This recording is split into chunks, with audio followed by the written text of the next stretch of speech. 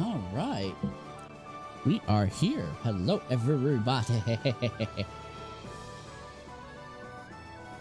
Let's mute that. With the music in the background. We'll just have the game playing. All right. So, pretty much where we left off yesterday. Except, I came on here a little bit earlier just to see if I can update some stuff, and I can. So, upgrading the facilities over here.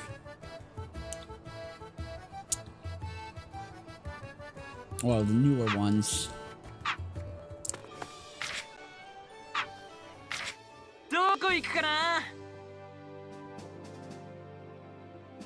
We'll start right here. Yes, go. We'll go around, and then we'll yeah.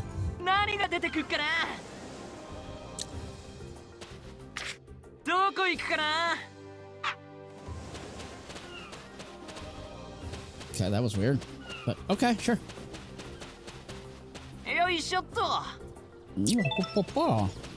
Plain prune.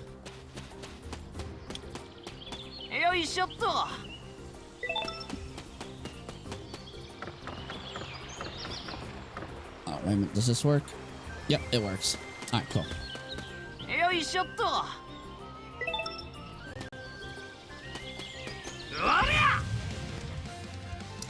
Might as well battle. Ooh, perfect.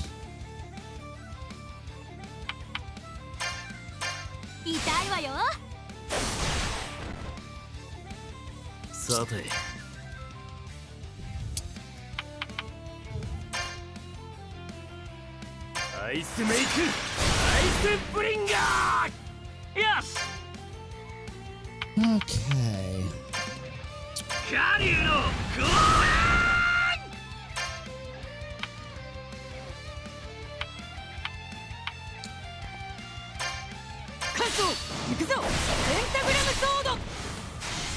One survived.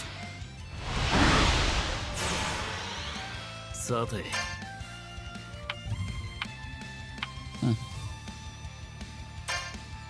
Ice make cold ice timer. どうしたよ。こんなもんか。Urza leveled up. Cool, cool. Bent claw. Cool. Alright. You won't die, but you'll wish you could. Hey, you bird. Give me my whatever. I just think I just punched the lizard. やれやれ。お出ましか。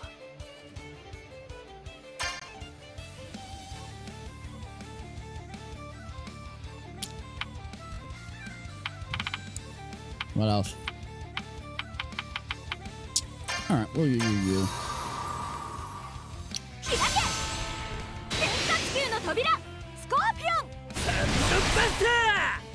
Sate.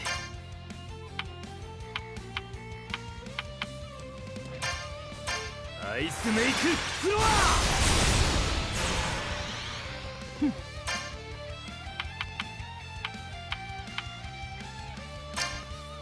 No.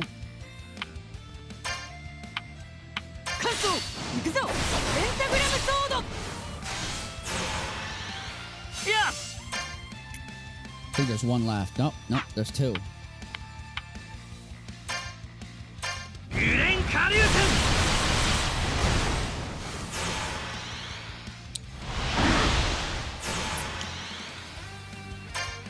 Okay.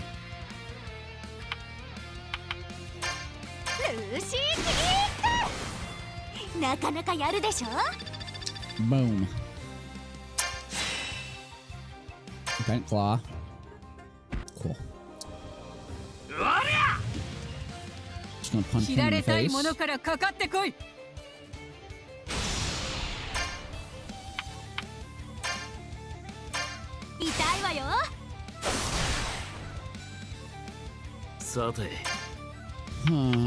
don't want that. Ice make ice geyser.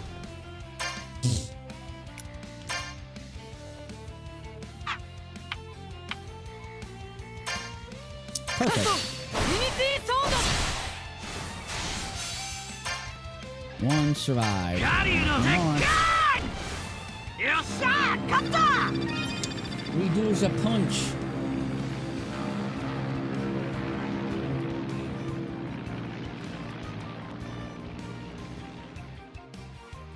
Lovely man, was it?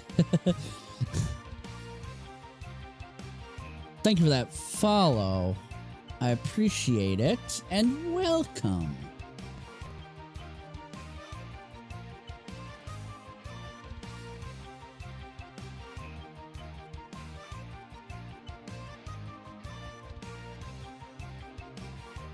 Cool. There we go.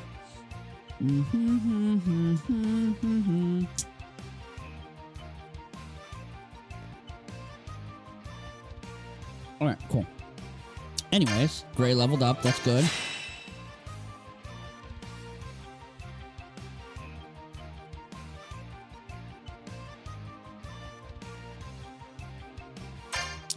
Quality bricks.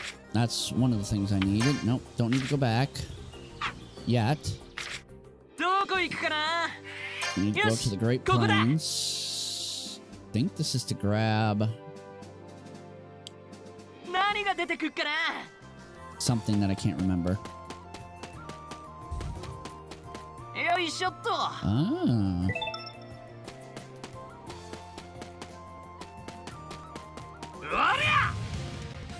Punch you in your hard よっ nips. しゃ一丁行くか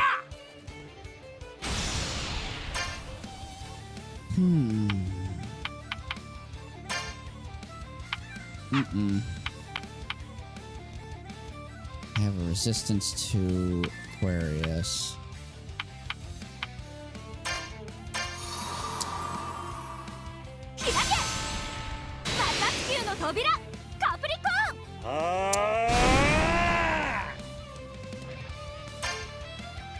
Tomorrow I am going to try to start a little early. Play a little bit of this. And then probably switch to... What's this does? Ice make paddle. Cool.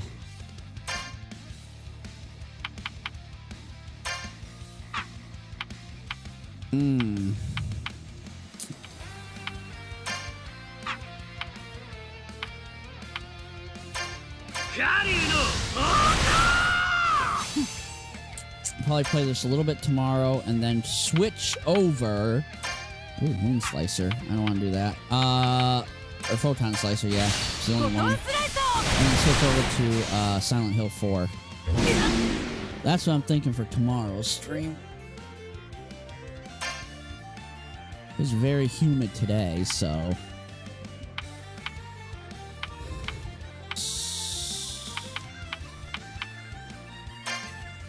She's Virgo.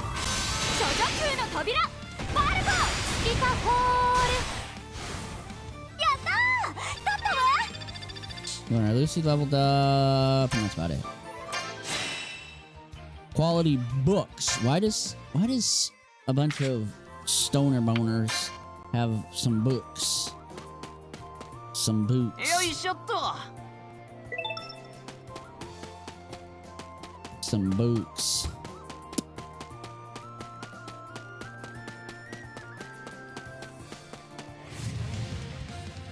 I don't know if I can bust that back there yet.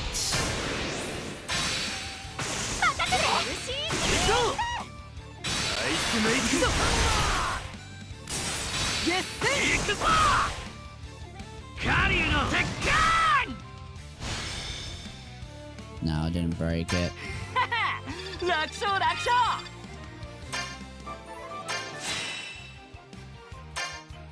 Well, I tried. Alright, anyways. Nope, not that button, this button. Go Capital Highway.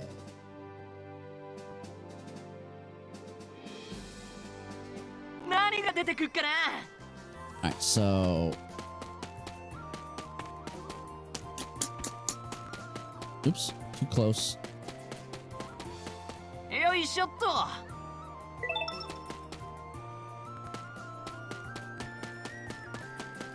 よいしょっと。お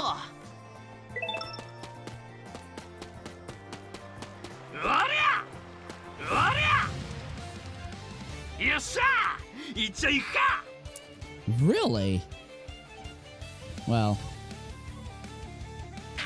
Oh, we don't have an awakening yet.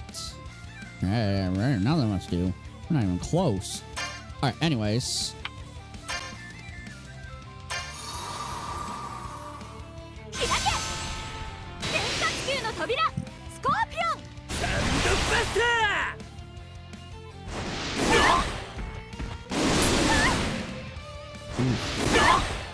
Ah.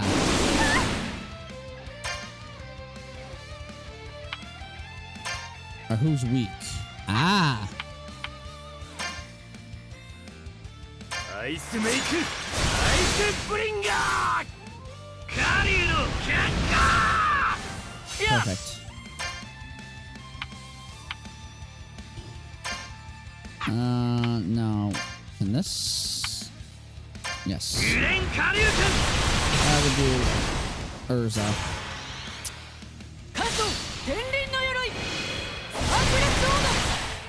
Perfect.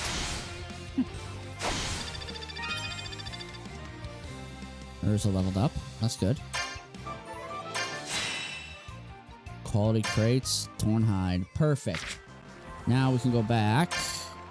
Report that we have done it.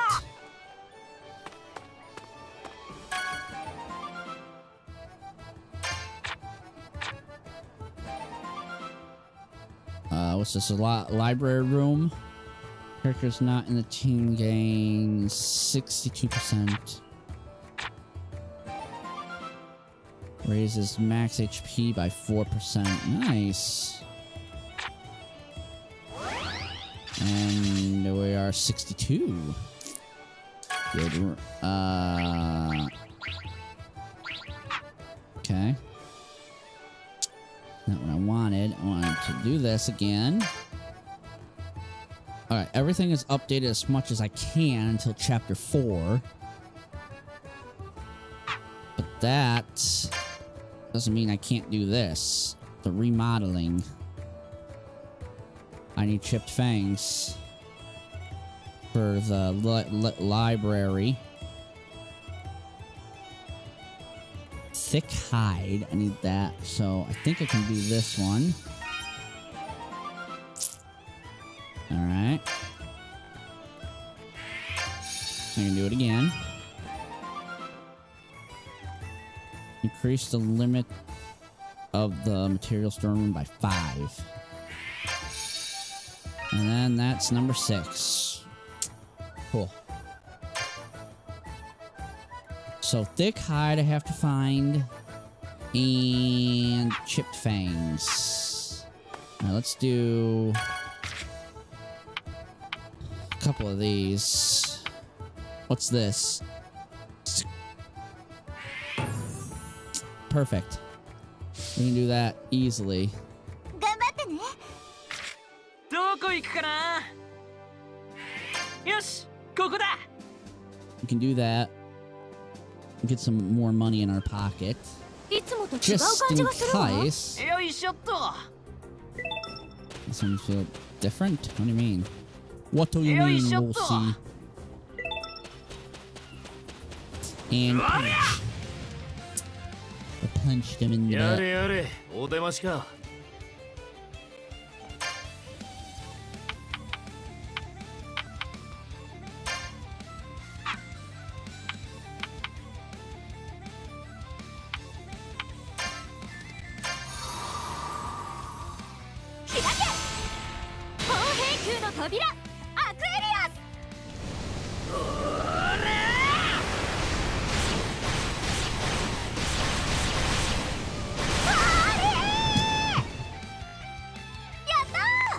God damn. Okay.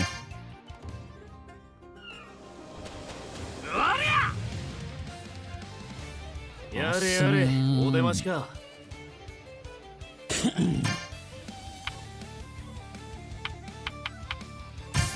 Fuck it. We'll do it again. 砲兵空の扉アクエリアス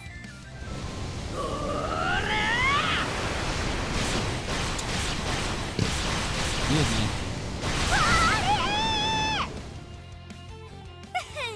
このくらい楽勝ね Yeah.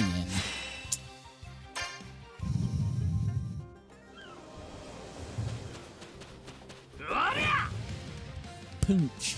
やれやれお出ましか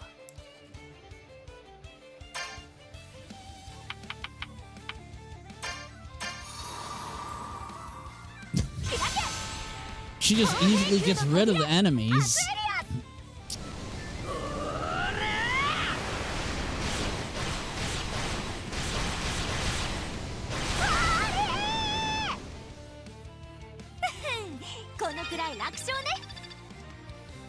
Okay, grade leveled up. That's good.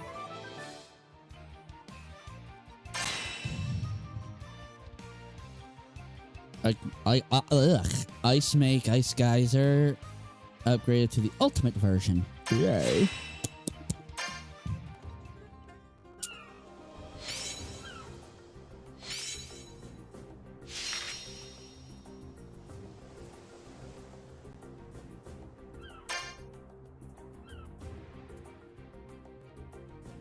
Really?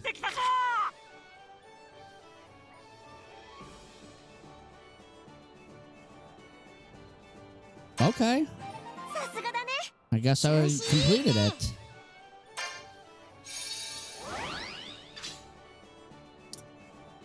$61 ranks.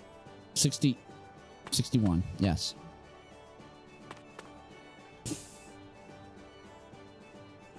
Can I do character rank up? Sort of. 130. Let's do it, I guess.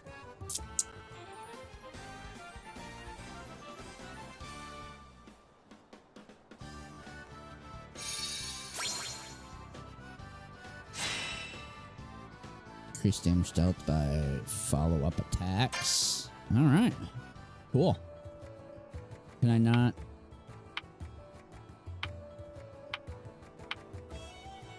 That's 100. Natsu hasn't unlocked his locks yet. It's supposed to be like that.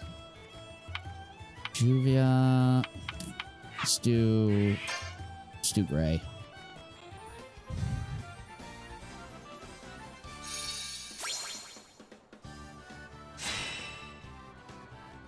Costume alternative color can now be used. Okay.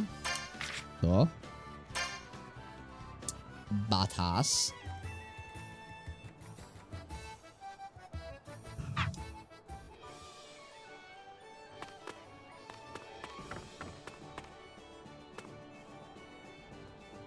Alright, I got everything. How much money do I have? It doesn't tell me.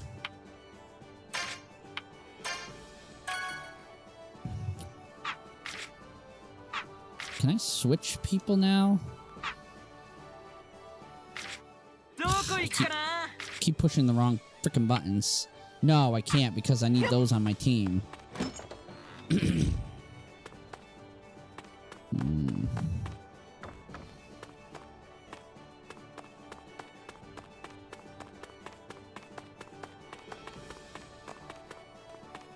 Let's see if we can help some people. Might as well, right?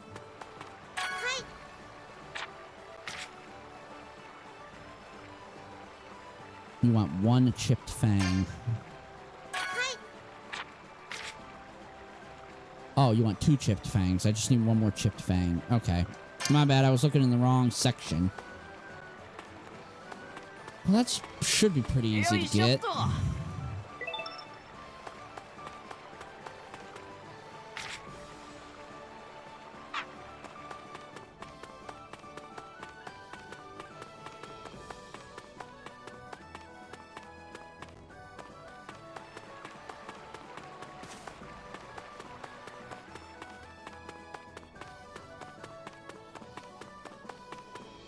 Oh, wait a minute. That's the Coliseum, right?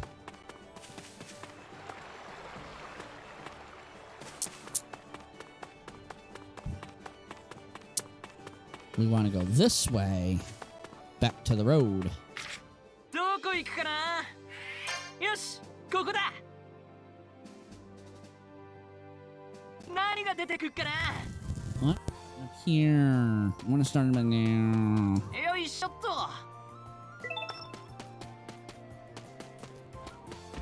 おりゃ。 I seem to be able to get the chipped tooth easier from these guys than the beasts.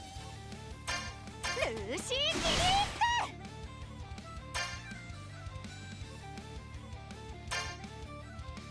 アイスメイクハンマー。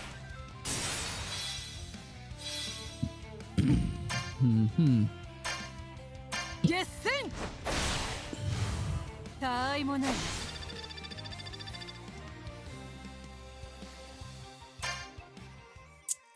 Okay. Did I get the chipped tooth? I didn't even check. おりゃ。 I didn't even check to see if I did. お出ましか。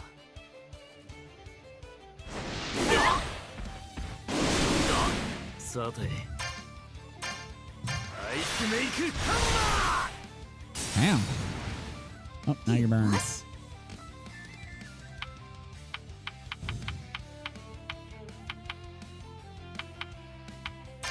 Yeah, we don't need Aquarius to just get rid of one wolf. の扉バルコスピカホ Virgo will do just fine.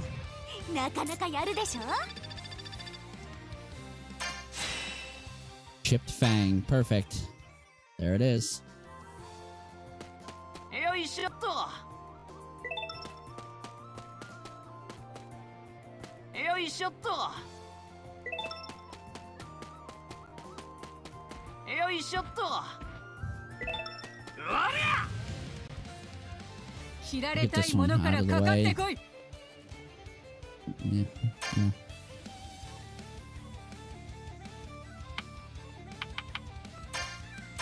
開け処女空の扉バルコスピカホ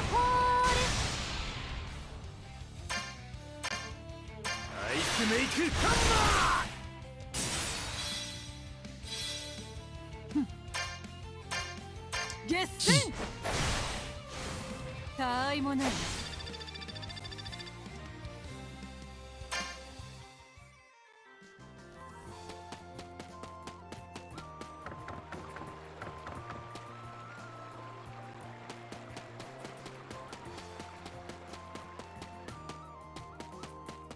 よいしょっと。 Mine.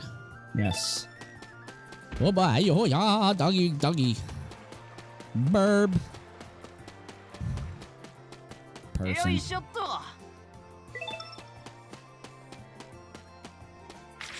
どこ行くかな。よし、ここだ。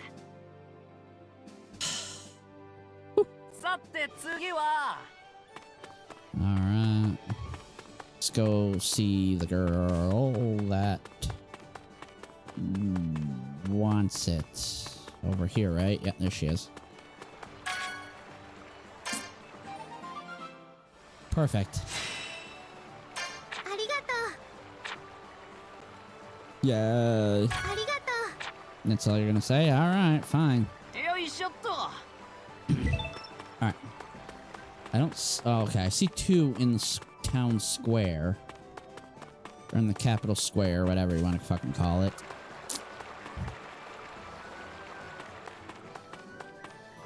You know, there's a couple down there that we could help. Kind of want to look around.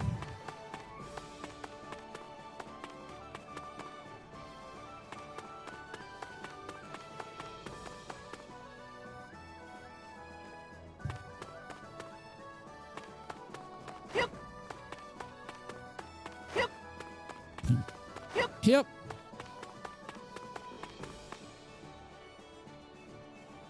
Something like that.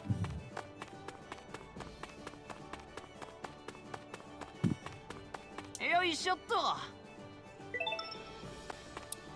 So what do you want? Oh. Sorry, but could I trouble you for some help? You want two? Yes. ありがとう。はい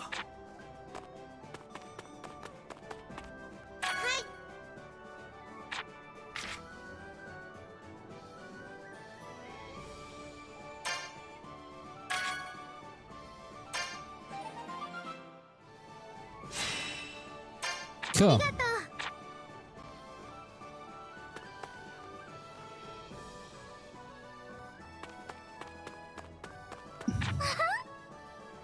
So this is the plaza. I believe it's also known as Crystal Central. そうだな。 After the games, I'll have to take time to enjoy the blooms. Sounds great. Yada yada yada. グレイ様、ジュビア、グレイ様の応援に来ました。よかったらお食事でも。そういや腹減ってきたな。それならいいレストランがこの町 Oh に。 God, Leon. What the hell is this? No, I don't want message log. I want to turn on autoplay. リオン Speak of the devil. That is 大 so 魔 dear. 党演舞に出るんだってな。 Ban, how you doing? まあ優勝するのは俺たちラミアスケールだがな。 How's 7 days? 一つ賭けをしよう。ラミアスケールが優勝した暁にはジュビアを俺たちのギルドがもらう。なんじゃそりゃ。俺たちが勝ったらジュビアをお前たちに返そう。もともと俺たちのギルドだよ。男と男の約束だ。忘れるなよ、グレイ。賭けになってねえだろうが。ふざけんな。負けるのが怖いのか。 Are you chicken? グレイ様、ジュビアを取るかリオン様を取るかはっきりしてください。お前全然話見えてねえだろ。Hairstyle has changed. Use the dresser and Julia's hairstyle has changed.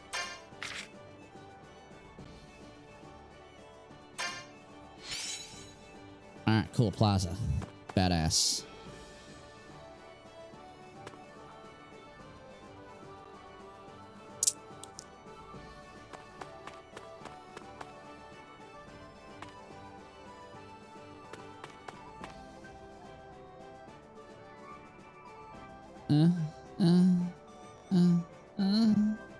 Come on. That's not what I wanted. My button's fucked up. I just shouted out my own bot because it appeared when I was about to press this one. Fan blades.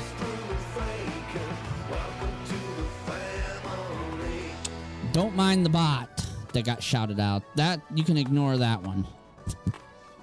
It's Fanblade you should not ignore. He's actually live right now playing some 7 Days to Die. So click on his link, go over there, smack him around on that button. Give him a good spanking. What the hell? Ah.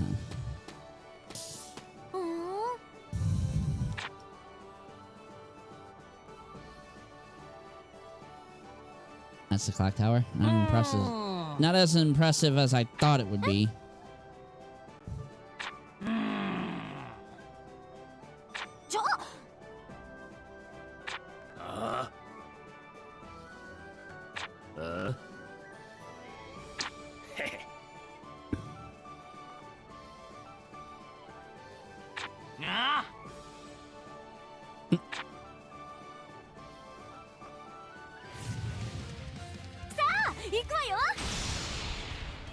Okay. I guess we're fighting him.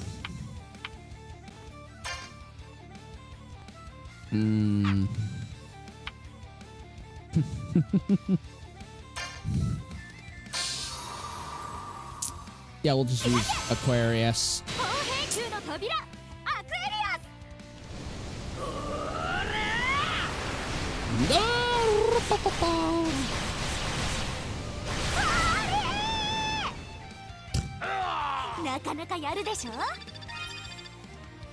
Okay, that was easy.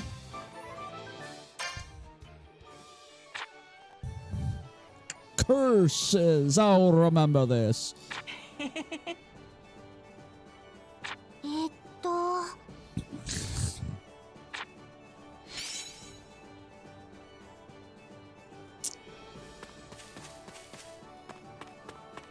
I think I know what he means by it, the clock tower brings back memories. I think he was meaning the first time him and Lucy met. It's in the first episode of the anime. I think it's that one, maybe.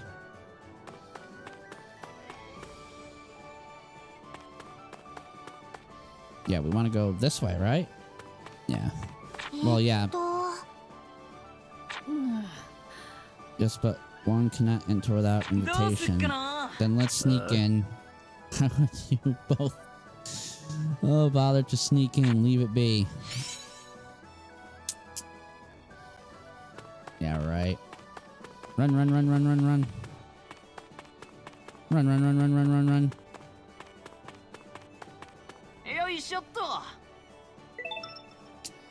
Drinking water. I want to go that way.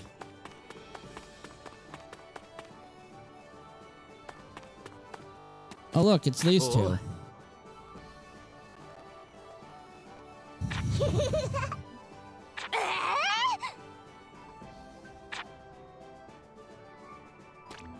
Spike and... Oh, Sting. And... Rogue? Rouge? Rogue. It's Rogue. 猫なんですかあの間抜けな顔した猫は間抜けしゃべった私突っ込まないとダメ大魔党演舞に出るって噂本当だったのか俺のこと知ってんのかアクノロギアドラゴンを倒せなかったドラゴン You're the ス one レ who イヤー couldn't で take しょ down Agnologia, right? それってドラゴンスレイ They ヤー live の up 意 to the 味 name は of Dragon Slayer.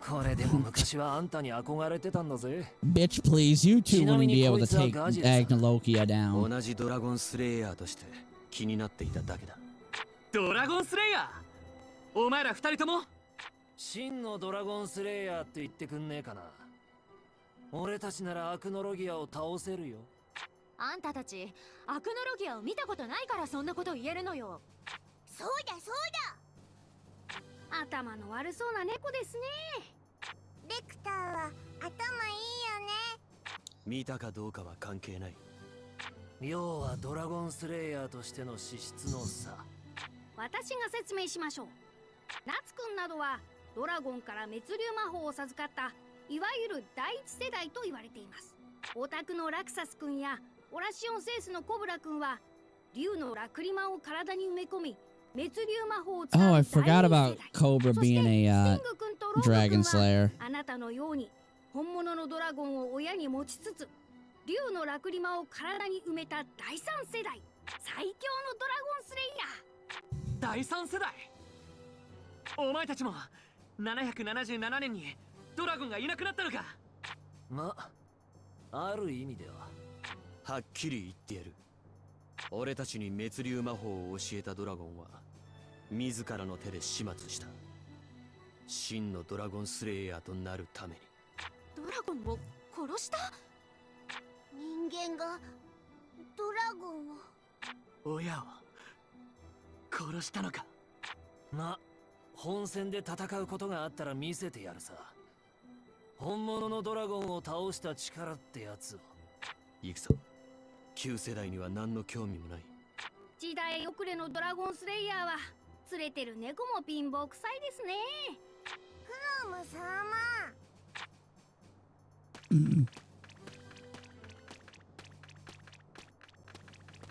あれがフィオーレ一のギルドセイバートゥース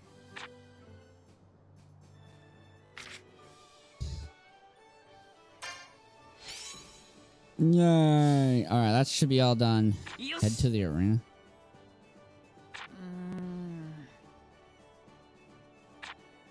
The arena. Ooh, what's up there? Can I go up here? Nothing really. Okay. Alright, we'll go down, down, down.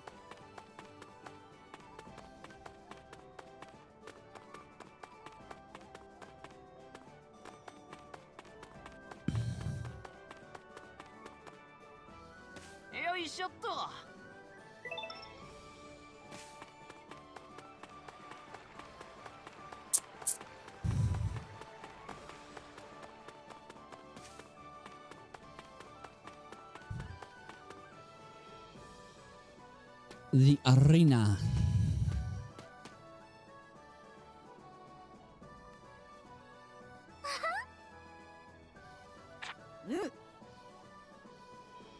Oh. Yosh. I can't wait how Nani? they set up this place. よし。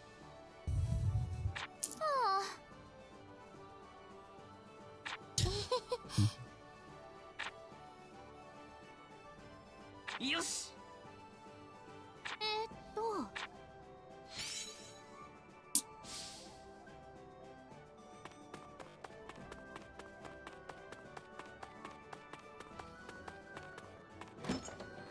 どうすっかな。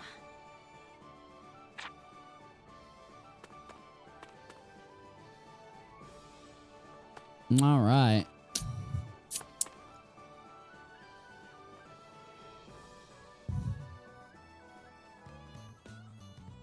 そろそろ12時だわ。ところでウェンディはまだか。シャルルと一緒のはずだし、迷子になるとは思えない。もうすぐ12時か。あんな小さい子がこんな夜遅くまで。夜更かし、悪友、不良。ああ、どうしよう。小説書きはみんなこういう想像力なのか。よう、差し入れに来たぜ。いよいよ明日だね。エルフマン、リサーナ。山ごもりから戻ってたのか。かなり力をつけたつもりだったのに、先行から外れるとは。なあ、俺も出て。リサーナや姉ちゃんにいいとこ見せて。大和島演舞にお集まりのギルドの皆さん、おはようございます。これより参加チーム113を8つに絞るための予選を開始します。予選だと。聞いてないぞ。113？ あれ、フィオーレ中のギルドの数にしては多すぎるような。予選ならば事前に通達しておけばよいものを。不可解な段取り、多すぎるギルド、謎の魔力。怪しむべきは主催者側か。毎年参加ギルドが増えて内容が薄くなってるとの指摘をいただき、今年は本戦を8チームのみで行うことになりました。予選のルールは簡単。これから皆さんには競争をしてもらいます。ゴールは本戦会場ドムスフラウ。先着8チームの本戦出場となります。魔法の使用は自由、制限はありません。早くゴールした上位8チームのみ予選突破となります。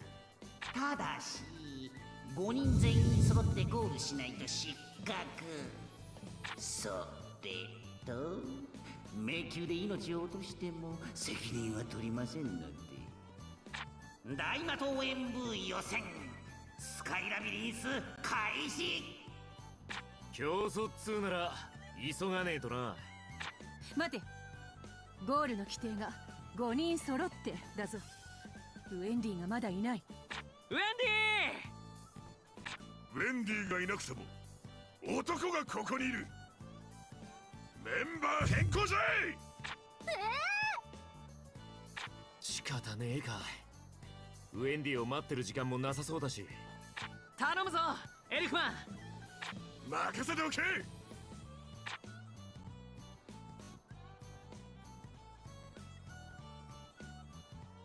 チームフェアリーテイル行くぞ。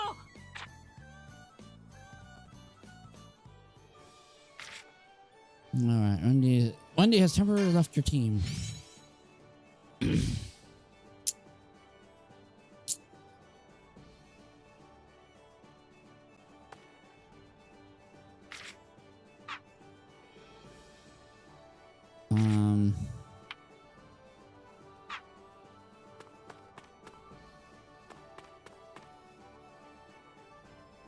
Oh, let's save real quick before we go anywhere else.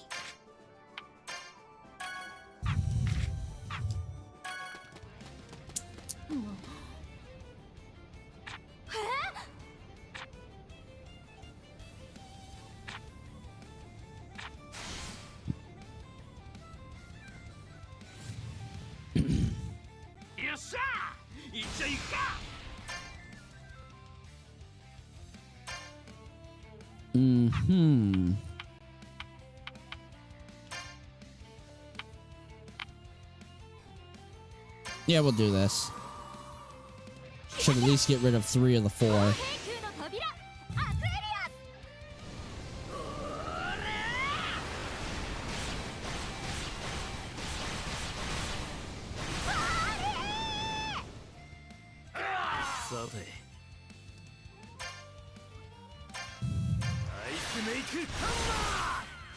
Jesus.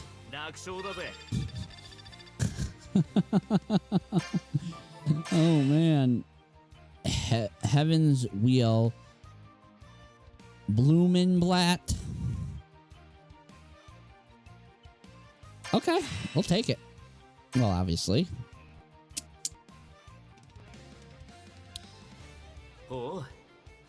This is a map of the labyrinth. I see. I'm gonna begin to understand the trick to this. Okay. Yes.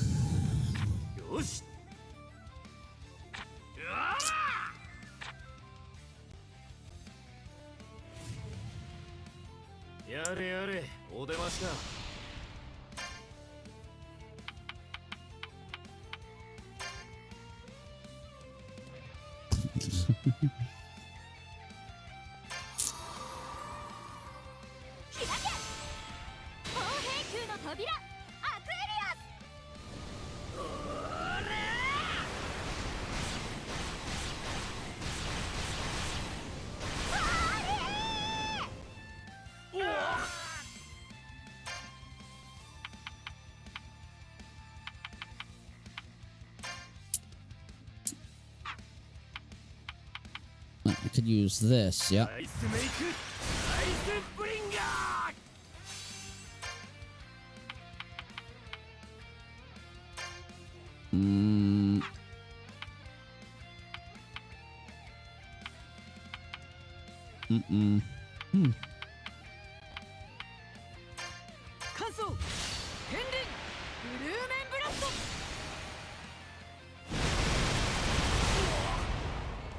Jeez. We're gonna use wing attack.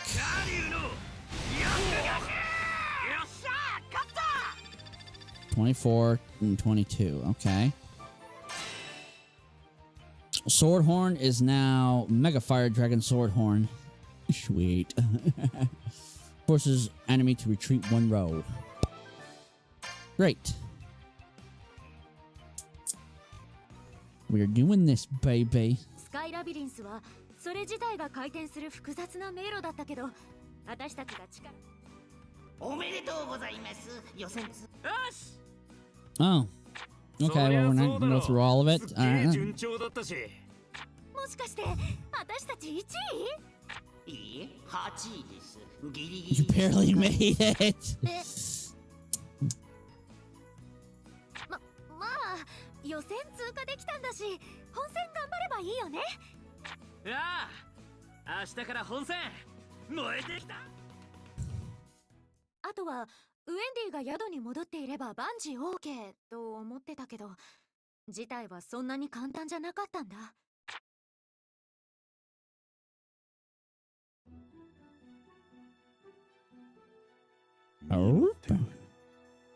熟した果実が実っておる。 Arcadius. 今年こそ完成するかもしれんな。待っているがよい。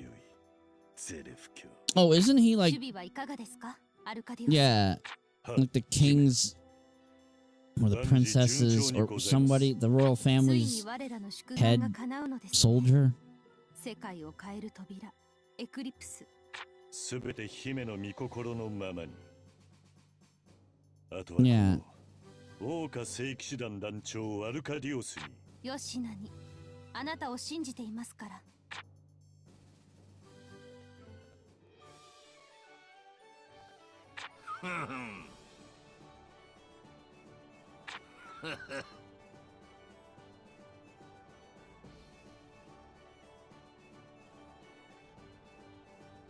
よし。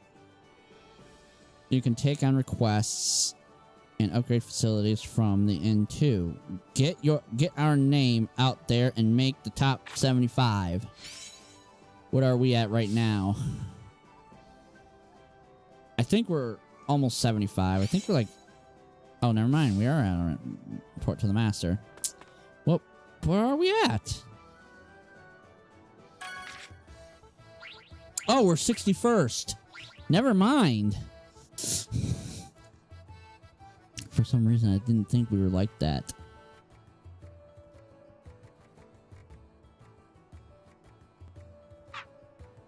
Alright.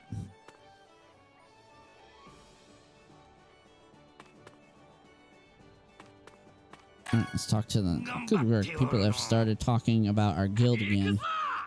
We're gonna win the games and become the best again. It's finally time. Give it your all. Blah.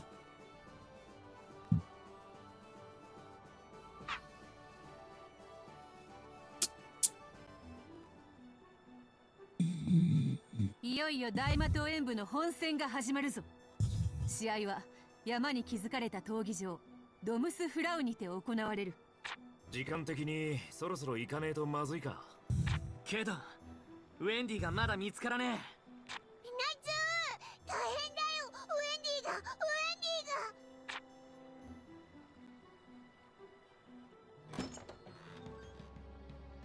ウェンディ。茂みの近くで倒れていたの。外傷はないみたいだけど。ナツさん。ウェンディ、無事か。何があった？すみません。よく魔力欠乏症ね。一度に大量の魔力を失ったために全身の筋力が低下してる。みんなごめん。せっかく修行したのに私出られなくて。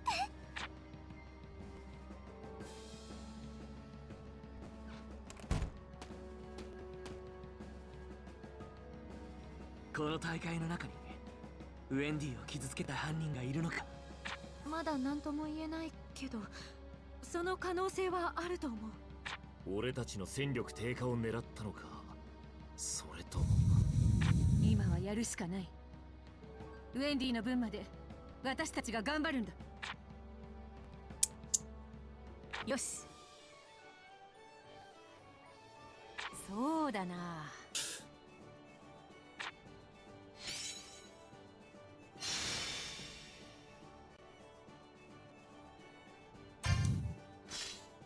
Yeah.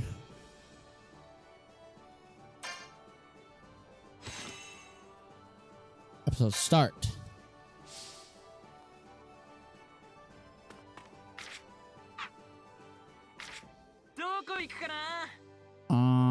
Where did I want to go again? Right here. Back to Fiore.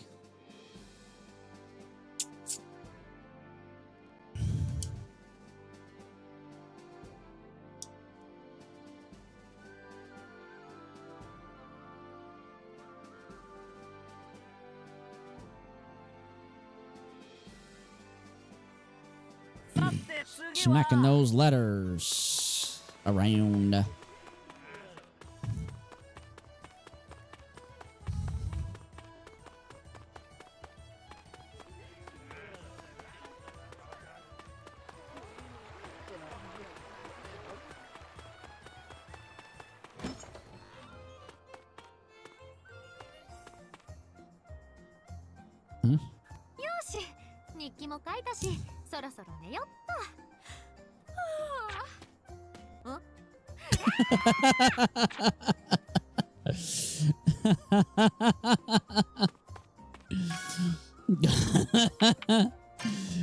You have an alternative one. Eh. 服を変えてもな。 I'm just gonna wear. Oh, yeah, that's your alternative one. 似合って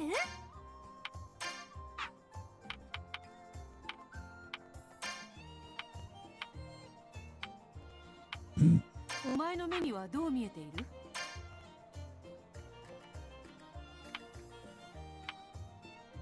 Oh, yeah.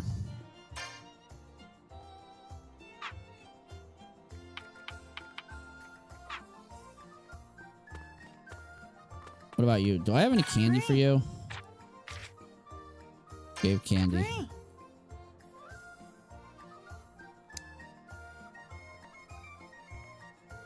Okay.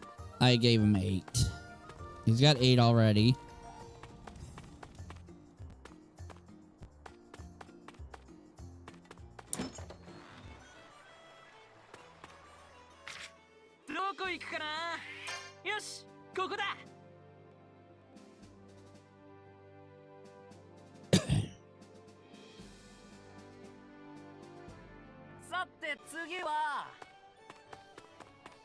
There's Raziel.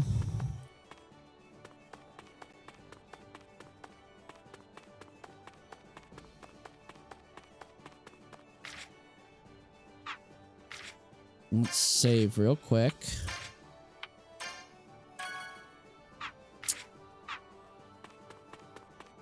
Wow!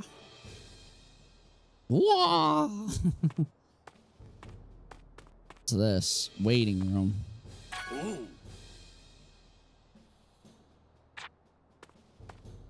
Yeah.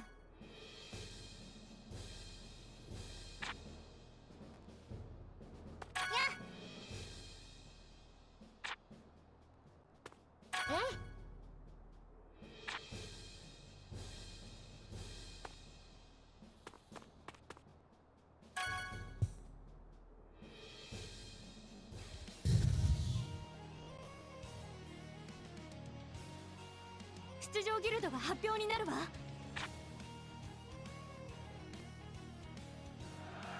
さあ、参加チームの発表だ。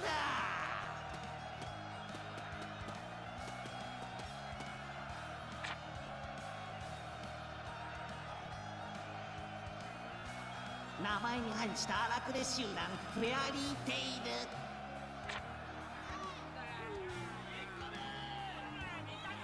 ル。ブーイングだと。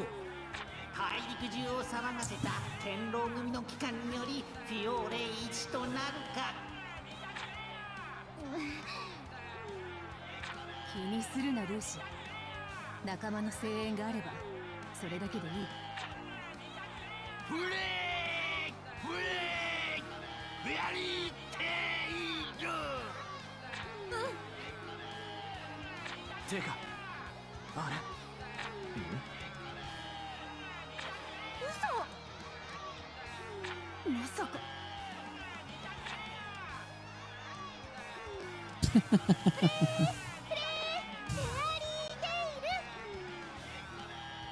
マスターメイビス。応援に来ちゃいました。来ちゃいましたってあんた。大丈夫です。ギルドの紋章をつけた人しか私のことは見えてませんから。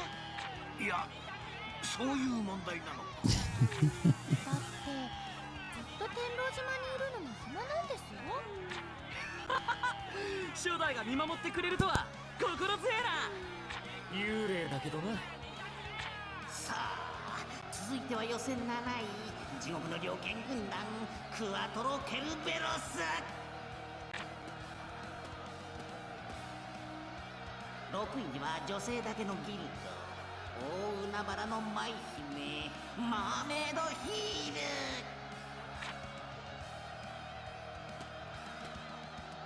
Oh God. 漆黒にきらめく青き翼ブルーペガサス。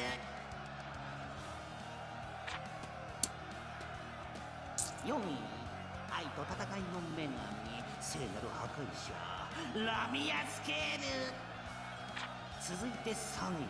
これは意外。初出場ギルドだ。真夜中遊撃隊レイブンテイル。レイブンテイルだ。これはマスターの息子イワンのギルド。闇ギルドじゃ。こんなのが大魔党演舞に参加してよいのか？おお、最近正規ギルドに認可されてたみたい。言わんめ、ふざけよって。どんな手を使って？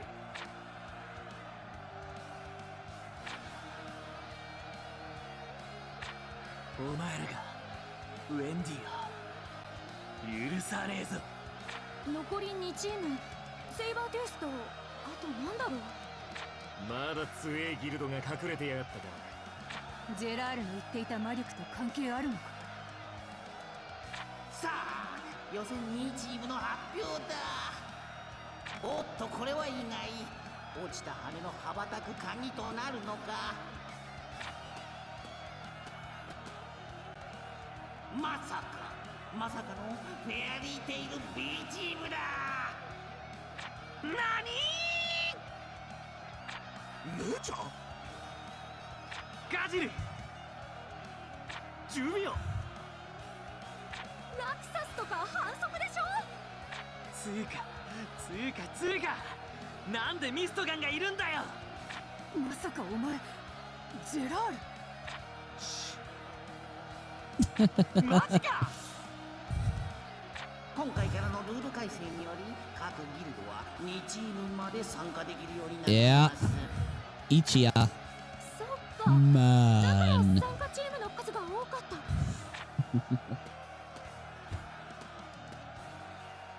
た。冗談じゃねえ。たとえ同じギルドだろうが勝負は全力。手加減はなしだ。別チームとして出場したからには敵負けねえぞこの野郎。望むところだよ、予選8位のチームさん。ガジルはだいぶ力をつけてきたぞ。夏だって負けないよ。それにしても B チームすげえ強そうだな。さあ、いよいよ予選突破チームも残すとこあと1つ。最強天下無敵、これぞ絶対王者やセイバートゥースだ。出てきたか。楽しもうぜ夏さん。何ガンたれてんだこら。ガジル、あれがフィオーレ最強のギルドか。絶対負けるな、ナチュン、ガジル。頑張ってくださいスティング君。クロも応援する。あの客席にいるのエクシードか。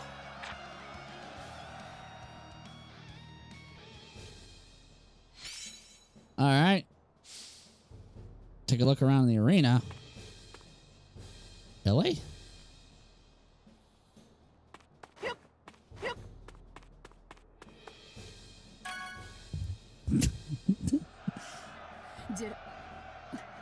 ミストがお What 前 happened? 会 Refresh 場には this. 近づけんと言っていただろ。この方法は思いつかなかったね。 Really? なかなか話のわかるマスターだ。事情を話したら快く承諾してくれたい。ルール違反だ。お前はギルドの人間じゃない。俺とミストガンはある意味同一人物と聞いているがな。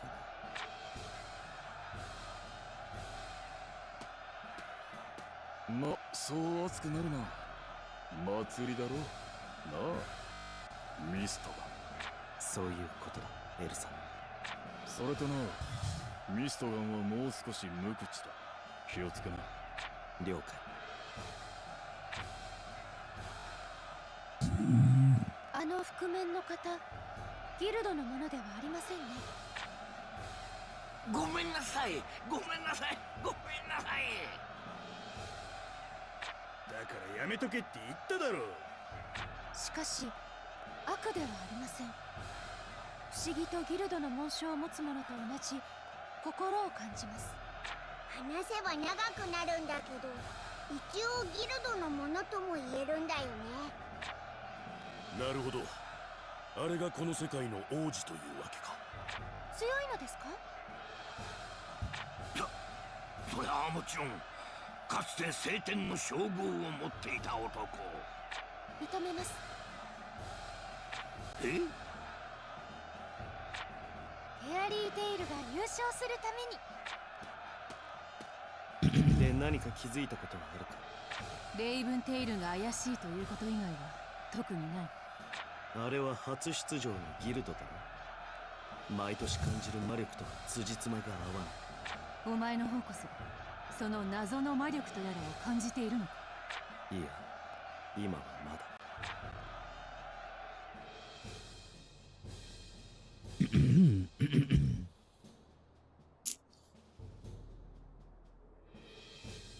Oh god, it's crazy flame hair lady. Ichiya.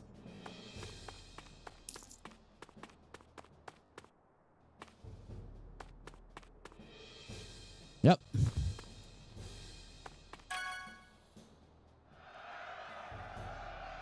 グレイ、あの約束忘れるなよ。俺たちが勝てばジュビアを我がギルドに。約束なんかした覚えはねえけど、お前らだけには負けねえよ。ところで、あいつ誰だ？いつもの愛はどうした？愛はシェリアって言います。よろしくお願いします。シェリアはシェリーのいとこなんだ。実力はシェリーより格段上だぜ。私なんかまだまだ愛が足りないの。Okay. いよいよ始まりました。ここで私とルールのおさらいをしておきましょうね。参加者は各ギルド5人までなのです。リザーブ枠があって1人自由に入れ替えができるみたいです。現在はウェンディさんの代わりにエルフマンさんが入っていますね。予選を勝ち抜いて本戦に出場できるチームは8つ。我らがフェアリーテイルからは2チーム。さすがです。大会は5日間かけて行うようです。1日の中には競技パートとバトルパートがあります。バトルパートでは双方のギルドが同じ人数を出し合って戦います。競技パートはその時までルールは秘密だそうです。選手の選出は自由。勝敗や順位によってポイントがつきます。そして合計で一番ポイントの高いチームが優勝となるのです。頑張れフェアリーテイル。うわ、God。ではこれより大魔党演舞オープニングゲームヒドゥンを開始します。参加人数は各チーム1名。参加者は前へ。ここは男として一番槍となって。お前のどこがヒドゥンって感じだよ、肉団子。ゲームのルールはわからんが、ヒドゥンという名から隠れることが必須か。ウェンディがいてくれたらな。ちっちゃいし。小さいのが有利かもしれないなら私か優香だね。いや、初めから飛ばしていく。俺が出る。リオンが出るの？ほう、だったら俺が出よう。この大会どんなもんか見させてもらうぜ。グレイ様が出るならジュビアも。おい、わざと負けたらただじゃおかねえぞ。グレイ様、申し訳ありませんが負ける気はないですよ。当たり前だ。全力で来い。悪いが俺も全力でやらせてもらう。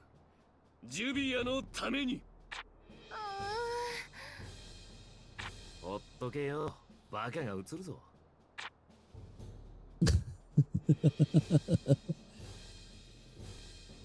ゲームみたいな試合で楽しそう。そう思ってたのは最初だけだった。私たちはいろんな意味で苦渋をなめる。レイブンテイルの必要な妨害が敗因。レイブンテイルはフェアリーテイルが最下位になるようグレイを集中的に狙ってきた。そして王者セイバートゥースは本当に強かった。ジュビアやリオンも風船したけど全く及ばなかったんだ。やっぱ弱えじゃんフェアリーテイル。万年最下位。もうお前らの時代は終わってるよ。何がおかしいんだこの野郎。もういい。笑いてえやつには笑わせておく。すまね大丈夫だよ、まだ最初だし。この借りは必ず返す。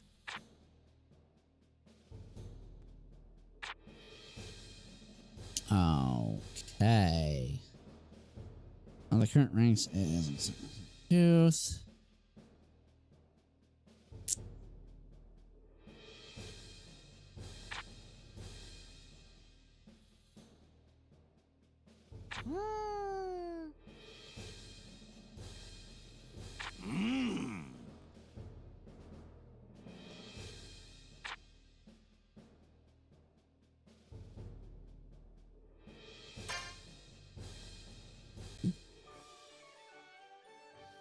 Yes.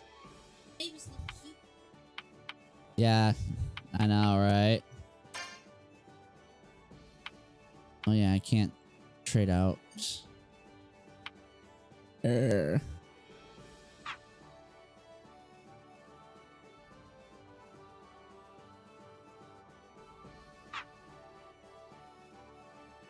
there's Mavis right over there.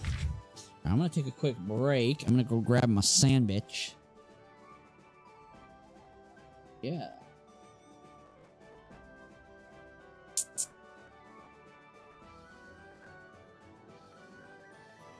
Yes. Arena has been added to your destination list.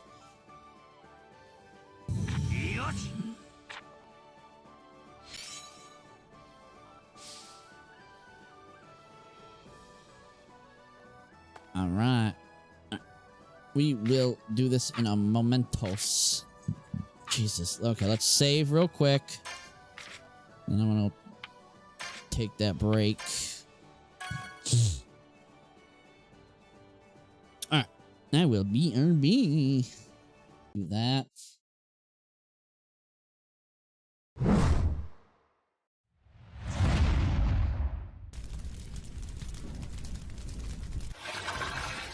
Ladies and gentlemen, this week on the Nameless Family Ascendant Spotlight, the one, the only... Yeah, it hurts when I come through the door. You know it does.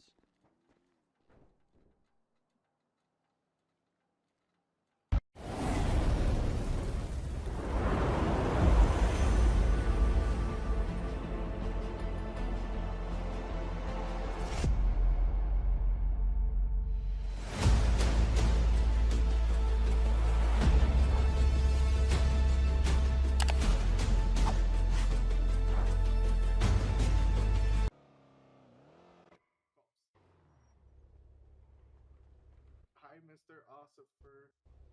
Look, bud, you either leave and go get some clothes on and come back and talk with us. You're going to get arrested. Be advised, enemy deployed 15 hot singles in your area ready to fight. I'd love to see you try. Bad boys, what you gonna do? What you gonna do when they come for you? Bad boys, what you gonna do? What you gonna do when they come for you? When you were 8 and you had bad traits, you thought just I believe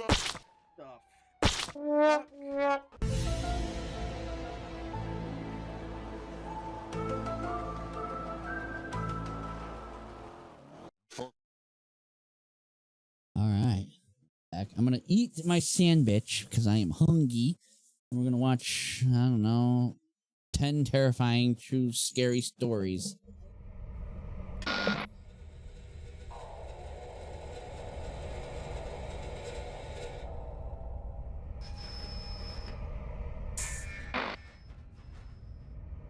When I was 21 years old, I would be home alone at my parents' house a lot. We lived on a little pond which was directly in our backyard. On the other side of the pond was a little town park. Our neighbors were a bit spaced out. It was a pretty upscale, expensive block compared to the rest of the town, so the properties were big. I'm fully moved out now, but this was back when I was in college. My parents make a lot of money, and we have multiple homes, so often I was home alone. It was a random night in the summertime. I was off from school, so I can't remember if it was the weekend or a weekday, but odds are since I was home, it was a random weekday. I was in the back sunroom watching a show.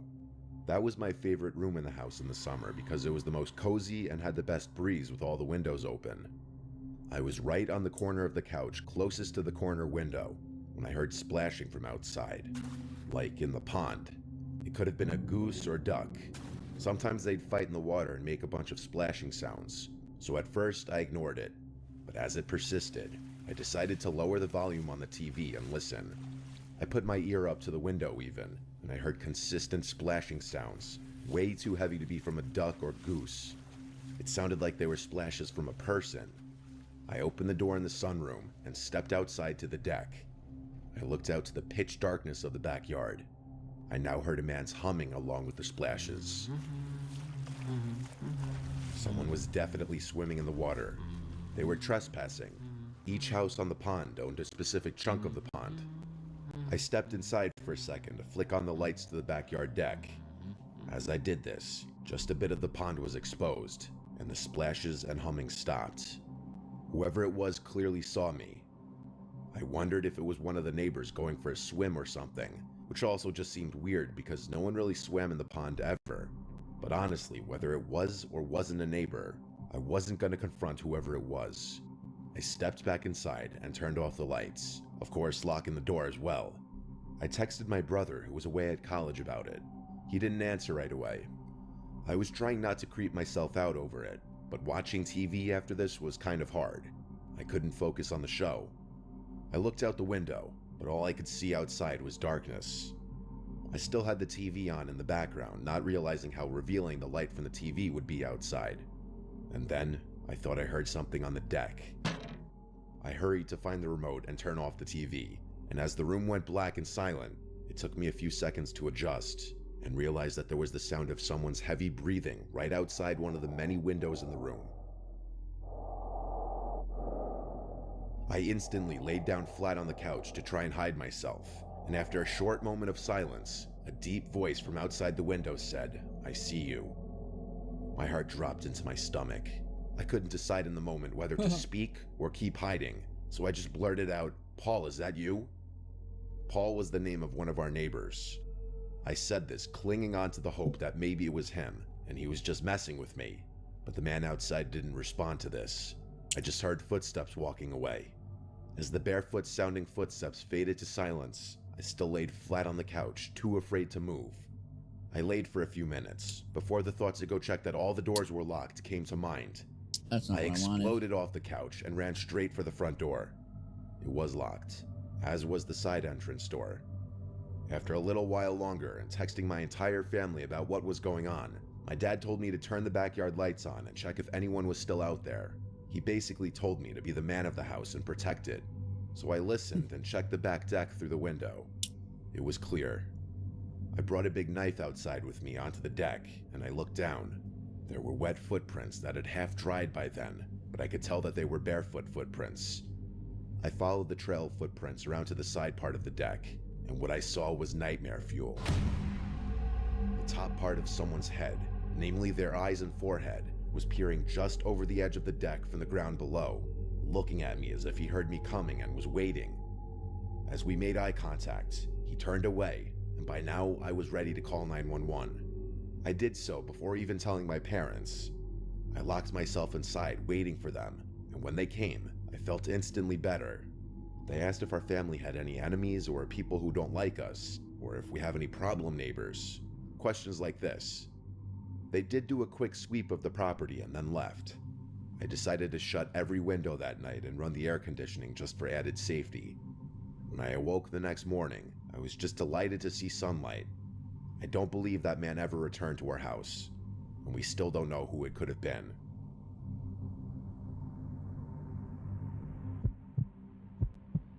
That's creepy.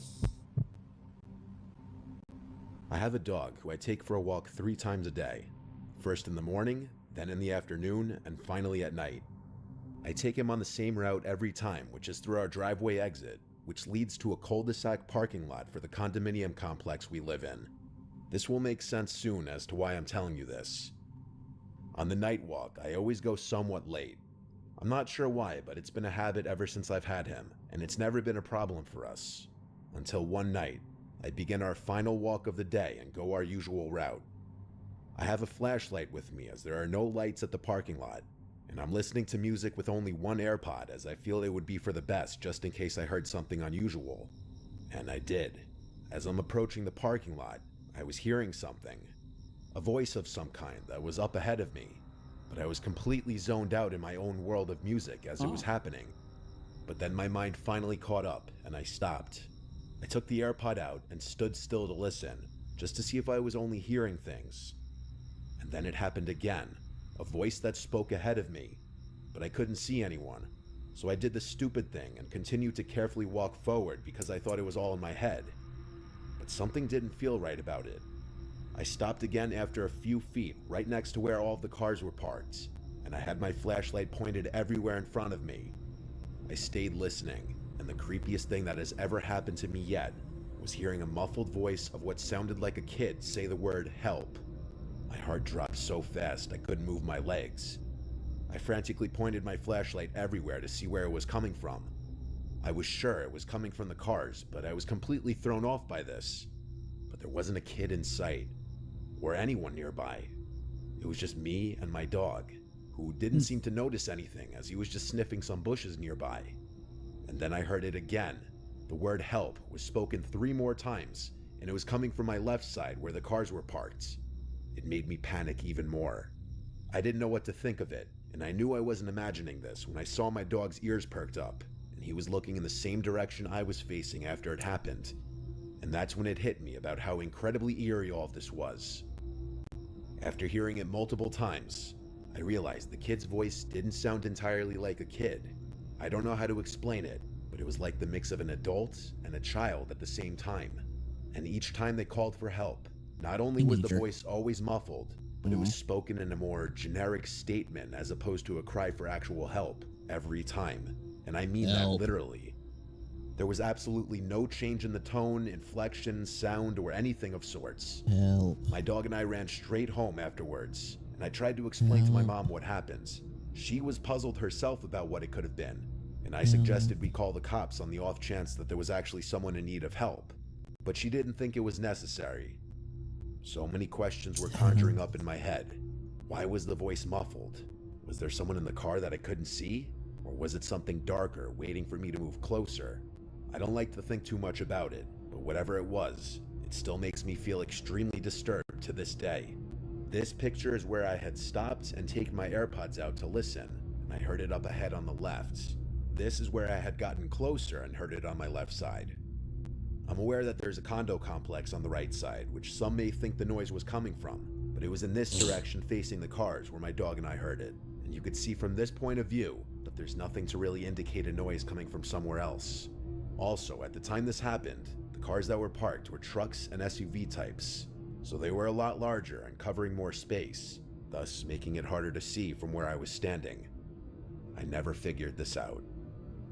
Creepy. Excuse me. Creepy.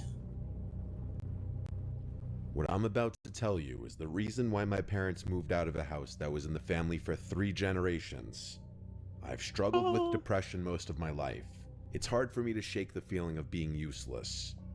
I'm doing much better now, but when I was a kid, it was horrible. Because of that, I spent a lot of time alone in my room. My house was nestled in a very woodsy area. There were trees on 3 sides of it and a forest separating it from any neighbors. My room was pretty big for a bedroom. It was in the back corner of the house, so the windows on 2 walls faced the woods. It was honestly pretty scary for a kid my age. It didn't help that I was also scared of the dark. Things started happening when I was around 10 or so. I was in the 5th grade, and I was at the age where it wasn't acceptable to sleep in my parents' bed after a nightmare, but I was still accused of having an active imagination. The first thing I noticed was my nightlight. It had different color settings, so if I wanted, I could change the LED around. I liked keeping it on red, which is what I fell asleep to most nights. One night, though, I woke up randomly in the middle of the night, which was unusual for me. I was really tired and fell back asleep in under a minute, but before I did, I noticed that my nightlight was a different color than the red I always left on. I didn't think much of it until about a week later. One morning, I woke up and realized my nightlight was once again not set to red like it always was. I asked my parents why they were messing with my nightlight, but they were confused and told me they didn't know what I was talking about. I explained what had happened to them, and they told me that the thing had always been glitchy. They knew best, so I accepted that answer for a while. At least until one morning after waking up to see my nightlight unplugged completely. It was just sitting there on the floor. Once again, my parents dismissed my concern and told me my brain should be focused on school. My dad said I was getting too old for a nightlight anyway. A few days later, my nightlight was missing completely. It had seemingly evaporated out of existence. Now I knew my parents were lying to me. They probably thought I should have outgrown the nightlight by then and took matters into their own hands. This incident caused a massive fight between them and I, since both of us accused the other of hiding it, and neither of us was budging. I couldn't believe my parents would blatantly lie to me about something like this, but there was nothing I could do. After that, things went back to normal for a week. That didn't last long though. 3 nights in a row, I woke up randomly in the middle of the night. Each time, I had no idea what was waking me up. After it happened a 4th time in a row, I told my parents. They told me that I was going through puberty and that changes to my body are natural. The next time it happened, I stayed awake instead of falling back asleep. A few minutes after I woke up, I heard faint rustling noises from my closet. My parents didn't believe me. My dad even checked my closet, and there was nothing in there besides old toys and posters. The next 4 days remained the most traumatizing nights I've ever experienced in my life. I'd been woken up only to hear rustling in my closet. Oh. It was torture. I couldn't take it anymore. I begged my parents to believe me, and my dad got angry. He dragged me to my closet to prove there was nothing in there. He started throwing toys around my room, clearing the closet bit by bit, yelling at me the whole time. That is, until he pulled one of the posters off the wall. My mother and father stared in horror at the massive hole in the wall the posters had concealed. My mom started screaming, and my dad pulled out a flashlight. The hole was way too deep to see where it led, so my dad ran outside and began inspecting the outside of the house. There was a tiny hole in the dirt at the base of the house, and a little digging revealed that it was more than a divot. There was literally a passageway from the woods to my room. My mom and I were out of the house that night to my aunt's house. We moved out shortly after this. I stayed at my aunt's house until we did. I don't like thinking about this experience, but I'm gonna have to face it eventually. My parents also refused to talk about this incident, and I think it's partly because they feel some blame for not taking me seriously. It's chilling to think that there was a stranger in my room every night for over a month. I have no idea what they wanted, and will probably never know. If your kids come to you with something that sounds abnormal, believe them.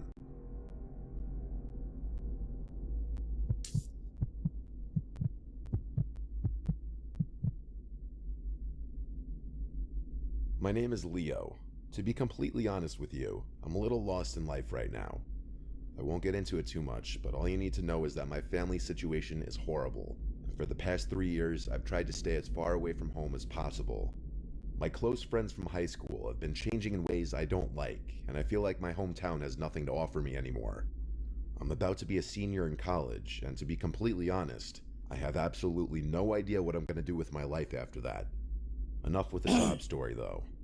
I was in Berlin last year for whatever reason, probably searching for a sense of place or trying to find a direction in life. I remember the name of the bar I was in. Raziel.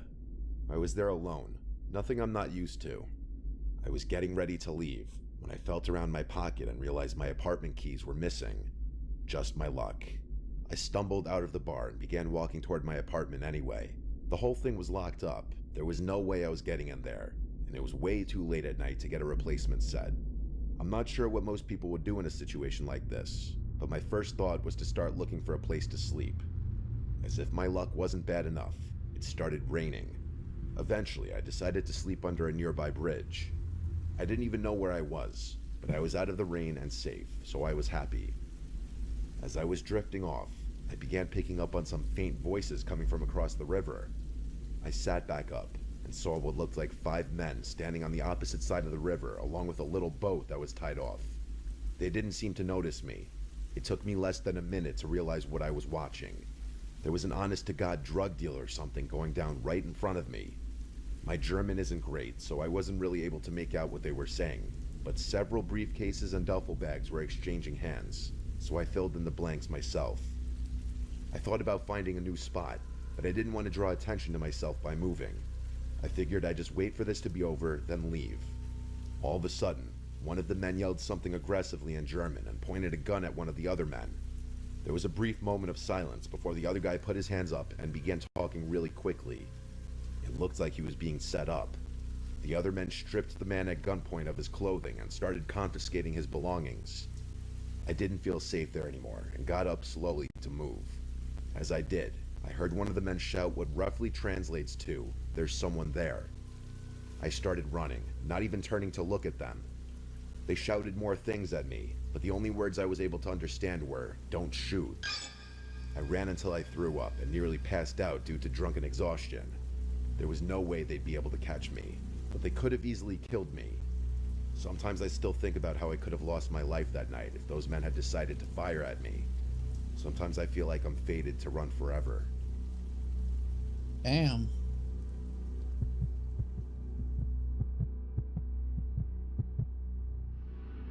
It was a normal Friday afternoon at my high school. I was walking down a hallway with my friend Emma as she talked about God knows what. I was just trying to get through the day because I honestly had a lot to deal with at home as well as at school, being that my foster parents weren't the nicest people to say the least. As we walked past the lunchroom, I suddenly had to use the bathroom. I asked Emma if she had to go. She said no and that she would wait outside for me. I went into the bathroom and immediately noticed no one else was in there. I thought to myself, that was weird, because out of the multiple bathrooms in the school, this one was always packed at any given time.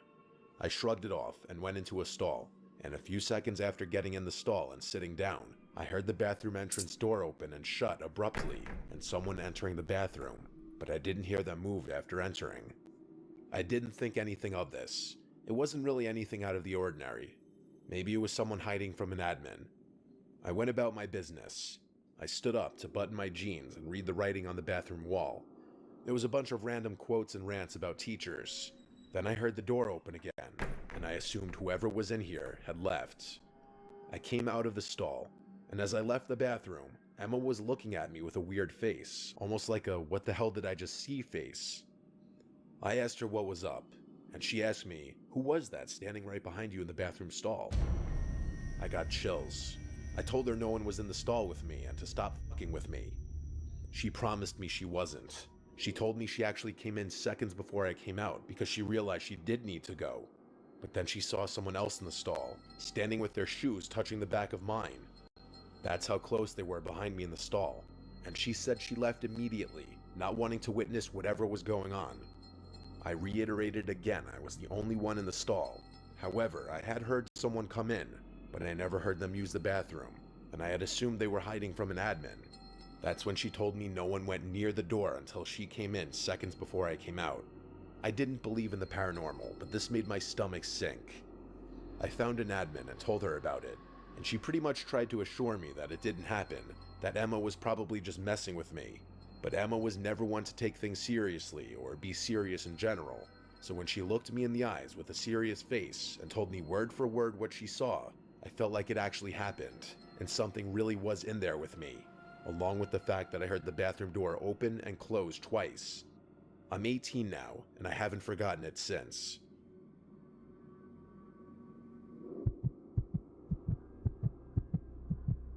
Of course the teacher didn't listen. Teachers never This listen. happened long ago when I was renting a small house in the town that I got my first real big girl job at. It was a small one-floor house with 2 bedrooms, 1 bathroom, and just enough living space for myself and occasionally hosting some people. I had been living there for a few weeks already. All was fine. The landlord, who I'll just call Michelle, was really friendly and understanding. I think she rented to me because she didn't want a male renting out her house. I'll skip unnecessary details and get right to the point. Something very weird started happening a few weeks into living there. One regular work night, I got a knock at the door. I went to the other side and said, "Who is it?" and no one responded. I didn't open it. No one should be knocking on my door late at night. It was early the next morning. I had finished getting ready for work and was about to leave. I opened my front door and saw a big post-it note taped to the storm door. It said, "Hello, beautiful." I right away remembered the knocks on the door from last night. It was no doubt the same person, but the big question was, who could it be? I crumpled it out of disgust and threw it in the trash, hoping and assuming it would be a one-and-done thing. It was that night that I got another knock at the door. This time a little earlier, while I was cooking dinner. I went over to the door, this time not saying anything, just listening. There was no peephole or glass to look through to the other side. I had no way of seeing who was there without opening the door, and that wasn't going to happen, as the storm door didn't lock. But this was the second night in a row, and now I was realizing this was some kind of stalker situation. I called my mom and dad to ask for advice, and really, they didn't even know what to say. My dad, who was a retired police officer, said that if I called the cops, they wouldn't really be of any help unless they were catching the person in the act. My dad advised me to not go outside late at night for a while, don't answer the door, and if it persists, that he'd come to town and spend a few days with me. So that was the advice I followed. The next morning, the first thing I did was check the storm door for another note, and part of me died inside when I saw another note stuck to the glass. This one said, "I like to watch you." I took a picture of it with my phone and sent it to not only my family, but Michelle as well. I asked Michelle if she had any kinds of issues with certain men or any stalkers. She acted appalled and shocked when I sent her a picture of the note and told her about the knocks. She assured me that she didn't have any stalkers and that she was in a long-term relationship. Still, I wasn't entirely convinced. I left a note on the door after work that day, saying, "If you're looking for Michelle, she does not live here. She only rents this house out. If you continue to come here, I will be reporting this to the police." Doing this gave me a level of comfort, actually. I thought this would end things. That night, every waking minute was spent with anxiety, worrying about hearing knocks at the door again. To my relief, there were none tonight. I went to sleep in relative peace, thinking my note worked. The next morning, I opened the door and removed my note from the glass, but then realized it wasn't my note. It was a new note, and it said, "I'm not looking for Michelle, I'm looking for you." And then it said my name, followed with, "I like watching you," like it said in the previous note. I sent it to my dad right away. I felt seriously ill. My dad packed a bag and drove up first thing. He was at my house by the time I got home from work. And work that day was rough because I couldn't think of anything except for this horrific situation. I even wondered if someone in my office could have been doing this, like this creepy guy Fernando. My dad and I waited to call the police together until later in the night when we figured whoever was doing this may be hiding out there already. We wanted them to see the police presence. We spoke with an officer outside. My dad said it must have been a busy night since they only sent one. My dad, being a retired police officer, obviously didn't hurt in this whole situation. After the officer left with his report, my dad stayed out on the front stoop for hours, even after I went to sleep. Obviously the person didn't return that night, and I moved out once I was able to pack all my things. Michelle was completely understanding. Thankfully, whoever was stalking me at that house didn't follow me to my new place, likely eliminating the possibility that it was a coworker. So I will likely never know who it was. That's creepy. That's wicked creepy. I'll be honest with you, I've probably spent more time chasing women than I'd like to admit. I've had to tone it down a lot since college, partly because of what I'm about to tell you. I went to school in California, and while I haven't been back in a while, when I was there, the culture was very open. And when I say open, I mean sexual. This honestly could have been true for other colleges in other states at the time, but I really wouldn't know. It was my sophomore year, and I had just finished pledging the fraternity Pike. About halfway through the semester, though, I was getting sick of only talking to sorority girls that seemed to know half the guys in every frat. It was honestly a little gross, and I started developing a fear that every girl I was interested in had been with several people I personally knew. I tried my luck and created a Tinder profile. It wasn't long before I matched with someone whose interests seemed to match mine. We started talking, and things were going well. After a few days, we made plans to meet up at a local college bar called Tap House on a Saturday night. This was actually my favorite bar in the area because it had pool tables and I had been clearing racks since I was 10 years old. I remember getting there a little early so I could secure a table and warm my muscles up a bit. An hour passed though, and I came to terms with the fact that I had probably been stood up. I was trying to decide whether I should salvage the night or just go home and play online chess when I got a notification. To my surprise, it was Yamel, the girl I was waiting on, telling me she had just arrived. I greeted her, and she apologized for being late. We got some drinks, played some pool, and got to know each other. She was Latina and a heavy drinker, so I got plastered just trying to keep up. At one point, she asked for my Instagram, which I gave to her. 10 seconds later, I found myself staring at a collection of explicit photos she had just sent me. I was confused, but in my drunken state, I wasn't going to complain. Before I could even respond, she told me, "Your turn," which I figured could only mean one thing. Honestly, if I hadn't been so drunk, I probably would have questioned why we were sending pictures to each other when we were literally 5 feet apart, but I didn't have the foresight. I complied with her request. We laughed about the whole thing, and that was that. A few hours later, things at the bar were starting to wind down. I was planning on inviting her to my place, but she beat me to it, asking if I could spend the night at hers. I agreed, and we left the bar. I couldn't even walk in a straight line. It was honestly embarrassing. We Ubered to her apartment, which was actually in Oakland, something I hadn't realized before. Honestly, red flags should have been going off in my brain the moment we crossed into Oakland. She unlocked the door of her apartment and stepped aside so I could go first. I took a few steps inside and heard the door shut behind me. It was pitch black in there. As I was turning around to ask her to flip some lights on, the room lit up.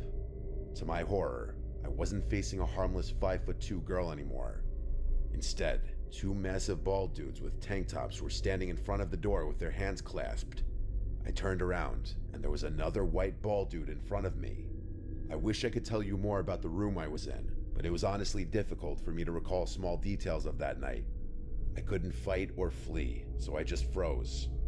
The guy in front of me began telling me my own name, birthday, and age. He then went on to say that the girl I had just gone out with was 17, meaning I had received and sent explicit pictures to a minor.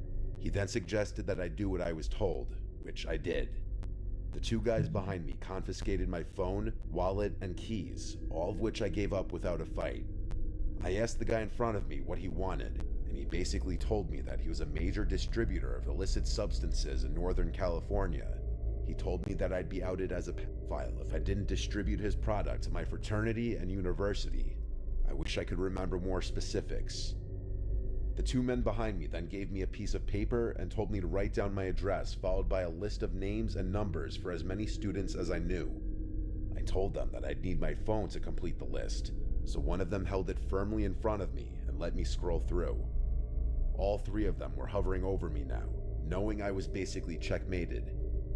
I don't know what compelled me to do it, but the literal second I saw a chance, I ran. I was too drunk to think about the consequences of those pictures on my phone. I narrowly escaped out the door I had entered from and ran as fast as I possibly could. It's not like I was safe though. I was still smack dab in one of the most dangerous places in America. Eventually, I found a nice looking house and begged them to open up. I pleaded with them to let me use their phone and call 911, and then I told the police everything. But of course, I didn't remember the address of that girl's apartment. An officer picked me up and took down a report before asking me if I would be okay leading them back to that apartment. I was actually able to retrace the way I had run, and I waited in one of the squad cars as the police barged in. After a few minutes, an officer told me that the place was completely deserted and there were not any signs that people had even been there. In the following weeks, the police actually took my report seriously and launched a full-scale investigation. They concluded that it was probably gang-related, but were never able to arrest anyone. That was years ago. I bet this incident has been swept under the rug of Oakland's rampant crime and drug-related activity. In all honesty, what happened to me all those years ago is probably nowhere near the top of the list when it comes to that godforsaken place. I haven't used a dating app since. Damn.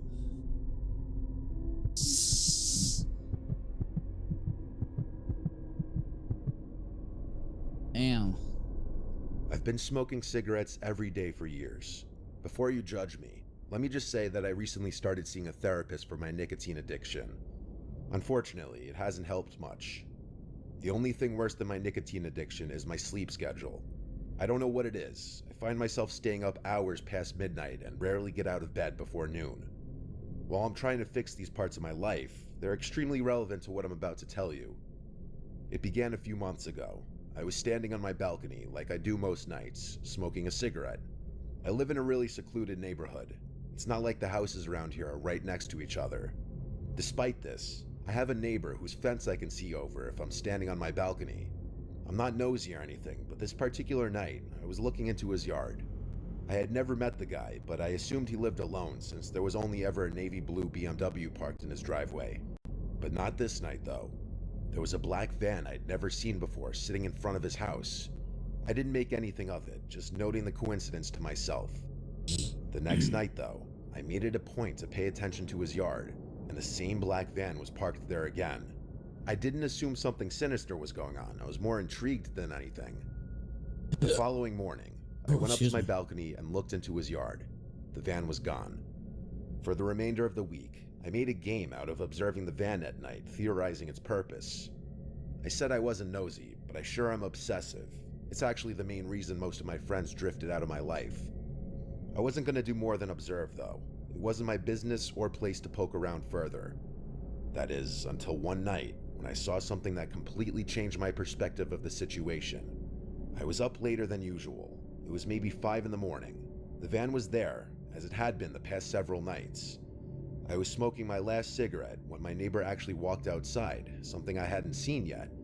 I watched as he made his way to the van, carrying what appeared to be a long black bag. It almost looked like a set of golf clubs, only much heavier. After opening the van's sliding door, he delicately placed the bag inside. He promptly got in the driver's seat and sped off. I was dumbfounded. I had absolutely no idea what he could have been carrying. I was exhausted though, so I figured I'd think about it more the next morning. The next day, I decided that I'd go out on my balcony a little earlier and wait for the van to arrive at his house. I brought my laptop up there so I could get some work done and wait. It was around 10 p.m. and the van wasn't in the driveway, but around 1 a.m. the van pulled in. I quickly shut my laptop and watched. Nothing happened for a good several minutes, like the van just sat there, engine running and all. After about 5 minutes, the driver door opened and there he was. I watched as he went around to the side of the van, then slid the door open and pulled out the same bag that he had put in the night before. He seemed to be struggling this time around, visibly trying not to crack under the weight of whatever was in there. After waddling a few slow steps, both he and the bag disappeared into his house. I didn't know what to think. I thought about waiting there until 5 a.m. again, but that would be far too taxing on my brain. Something was definitely wrong though, and I was determined to find out what. The next morning, I flipped a coin and ultimately decided to follow his van when he pulled out that night. After a pretty unproductive day, I went up to my balcony around 4 a.m. and waited, cigarette in hand. As soon as I saw movement in his driveway, I rushed downstairs, grabbed my keys, and got in my car. I turned my headlights off and waited for the van to turn onto the main road. Once it did, I began tailing it. After 20 minutes of driving, he pulled onto a dirt path that looked like it led into the woods. It did. I followed, and the woods actually started thinning up a bit. It seemed like this path had once been a main road or something. We drove for another few minutes before I realized what his destination was. There was a deserted gas station literally tucked away in some clearing in the woods, and right in front of it was the BMW I'd always seen parked in his driveway. I feared I was getting too close, so I turned my car around and parked across the street from the dirt road. I must have waited there an hour. His BMW finally pulled out of the clearing. Nervously, I started driving back up the path, not sure what I'd find.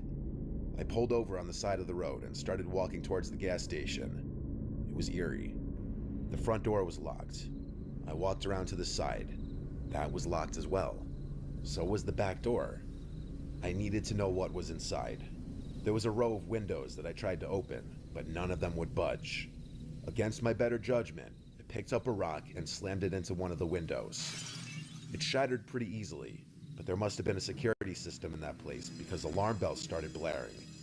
I sprinted back to my car, the whole time wondering why an abandoned gas station would be rigged with an alarm system. As I sped out of there, I called 911 and gave them a vague description before hanging up. I got back to my house and ran inside, my heart still racing.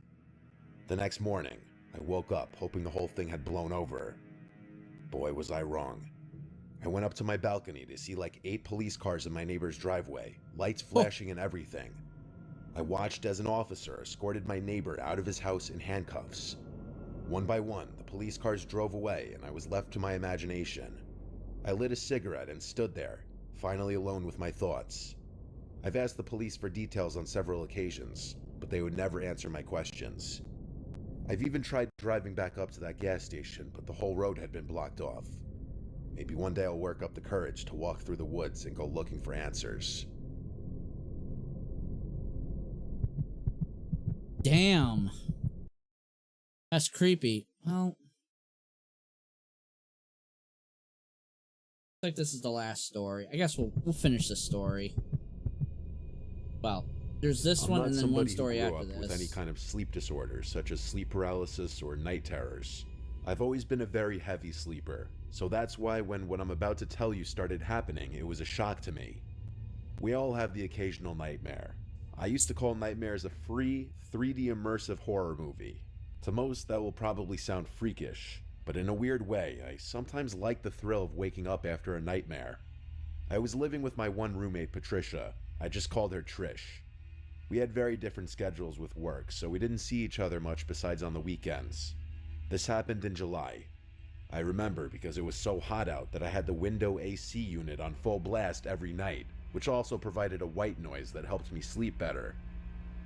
It was the first night that I had the nightmare, a few days after my ex and I had broken up and life wasn't exactly the best. I had a dream that I vaguely remember for the most part, but the part that I vividly remember is being in a room full of my family members sitting quietly around a dinner table, and standing across the table from me was what I could best describe to be a creature that looked like one of the aliens from the movie Signs, only with horns and claws. It looked like what you'd imagine a sleep paralysis demon to look like, only I was still fully asleep and dreaming. The next thing I knew, the thing was standing next to me, looking down at me. I started to run away in my dream until I was in my room, or I guess my brain's version of my room. That was the last of that dream I remember before waking up. My room was pitch black and the AC fan was on full blast. My heart was racing a bit from the dream, and I sat there thinking, wow, that was a creepy dream. I looked around the room naturally before laying back down and going to sleep. The following night, I woke up in the middle of the night to my bedroom door open, which I usually 99% of the time would leave shut unless I was drinking. My immediate thought was that it was Trish checking if I was home. I went up to go shut it and went back to sleep fairly quickly. I asked Trish if she came in my room the next day via text, and she told me she did not. So it was always possible I just took a midnight trip to the bathroom or kitchen that I didn't remember. It was the following night that I had another nightmare. That same demon creature from my previous dream appeared again in this one. This one was a lot more disturbing.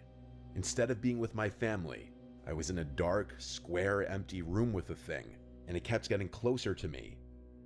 Oddly, I don't remember the thing actually moving its limbs to walk. I just remember that it kept getting closer and closer until it was on top of me. And then, like I couldn't even move, the thing took a claw to my thigh and scratched me, and I actually think I felt the pain in my dream. Then, the next thing I remember is waking up.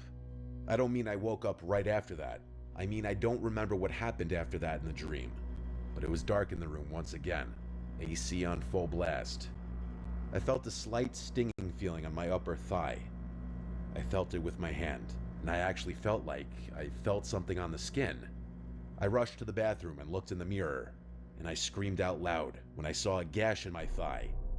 I went to Trish's room and turned on the light, waking her up. She asked how the fuck I got that, and I screamed I don't know. We went to my room together and flipped off all the sheets and covers off the bed, looking for any kinds of bugs or spiders or any sharp object I could have laid down on, which, yes, I understand makes no sense, but what else were we to think? Trish then looked at me and said, "Wait," and put her finger to her lip. She turned off my AC unit, and for the first time in days, the room went quiet. It all became sickeningly clear in an instant, as we both heard a sound from under my bed.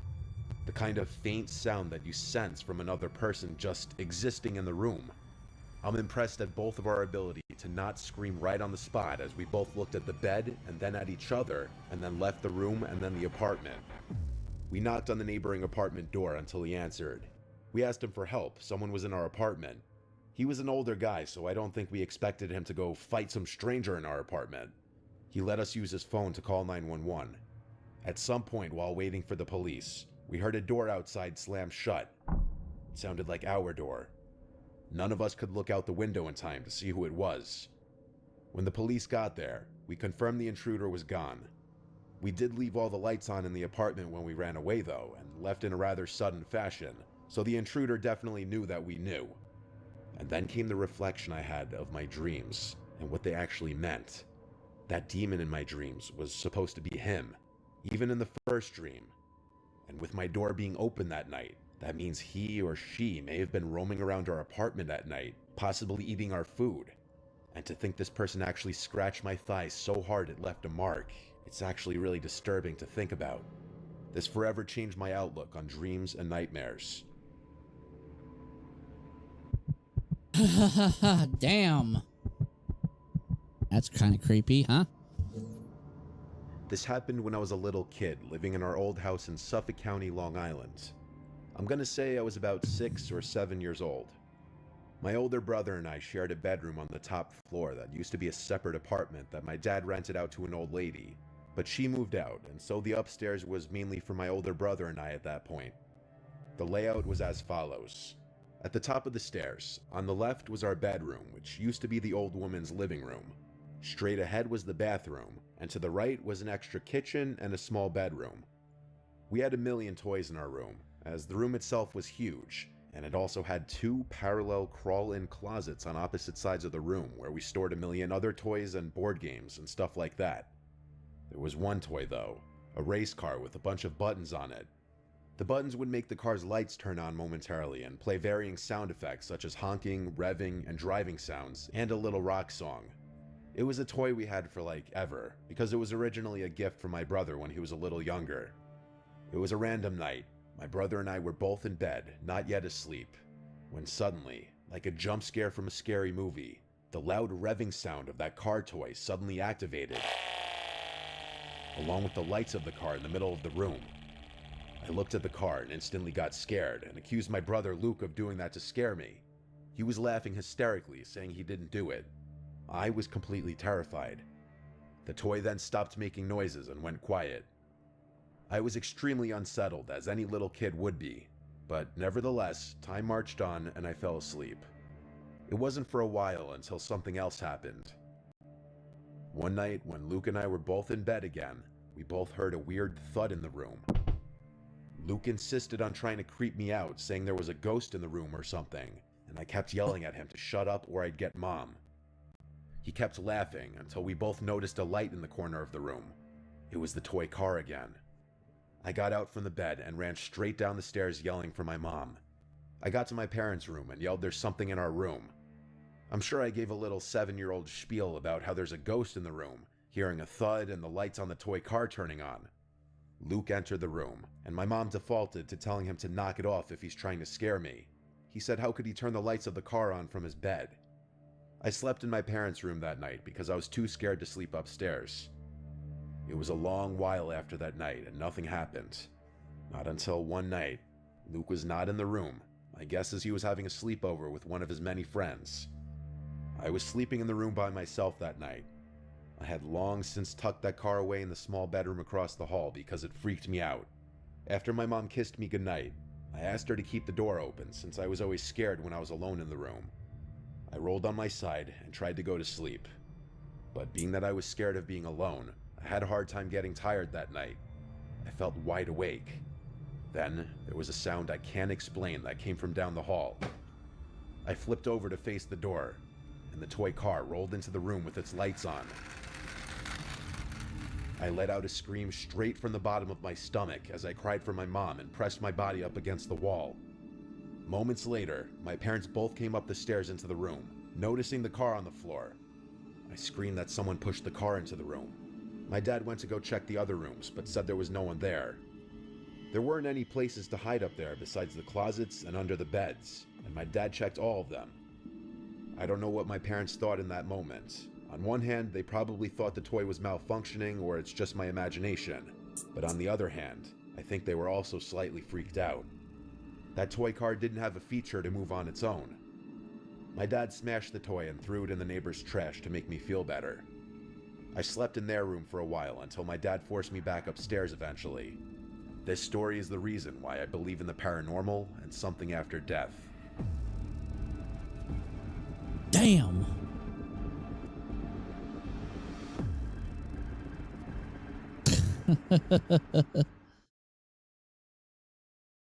Go back over here. I'll play a little bit more of oh god, excuse me. Play more of Fairy Tale. Then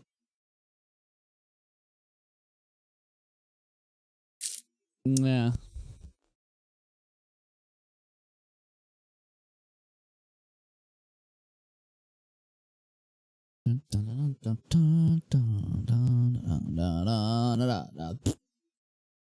All right.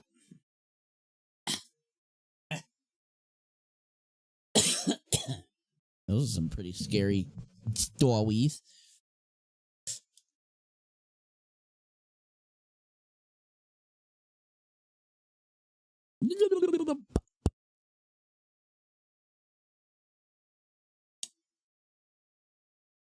All right. Yeah, we tell. Well, again. God, I can't stop yawning. I'll probably go for, I don't know, maybe a half an hour longer. I don't know, I'm starting to fall asleep during the ghost stories.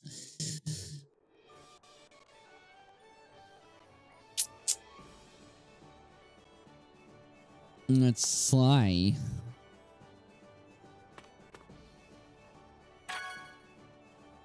$24 or higher. Yeah, let's duel you. Yes, sir. It's a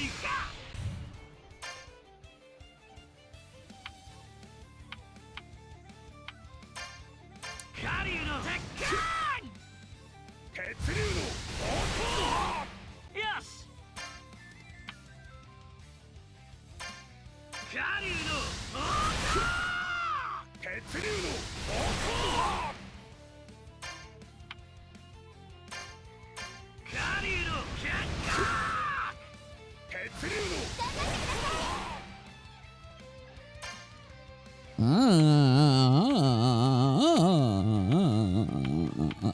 Let's do this one.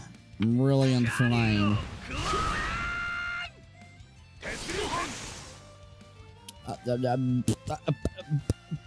Why?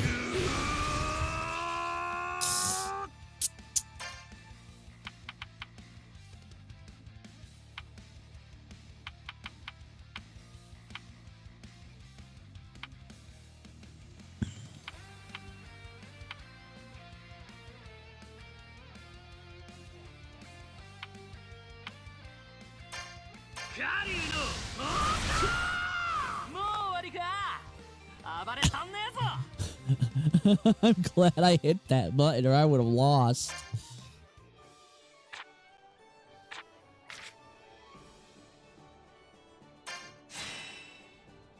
Fear amulet. All right, cool. Okay, what do we do next? Can I duel you, Mavis?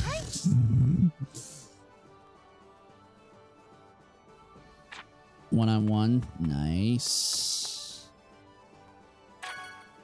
Level 48. Yeah! I don't think so. I don't think so. I am not ready for a level 48 battle.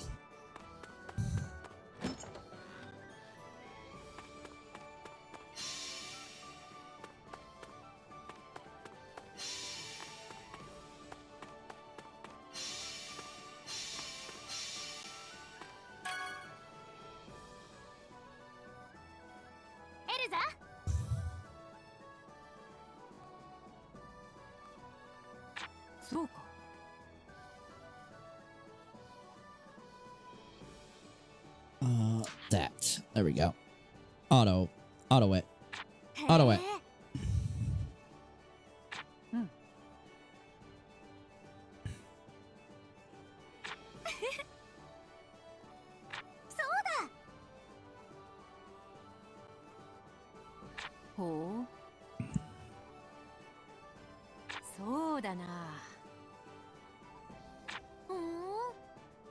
Hey, how you doing?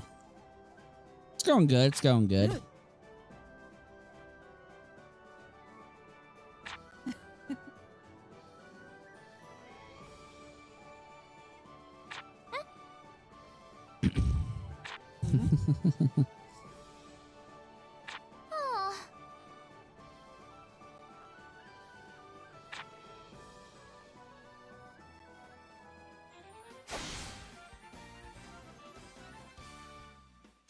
Okay, now they've ranked up together.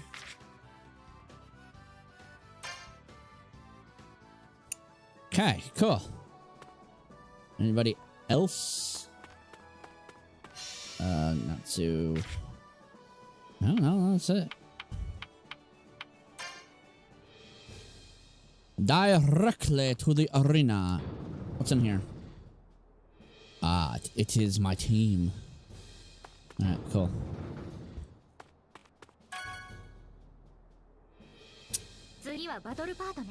This is a battle, right?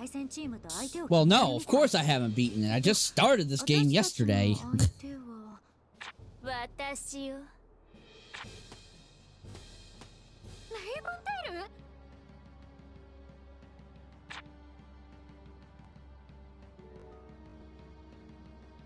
God, she's always been so damn creepy.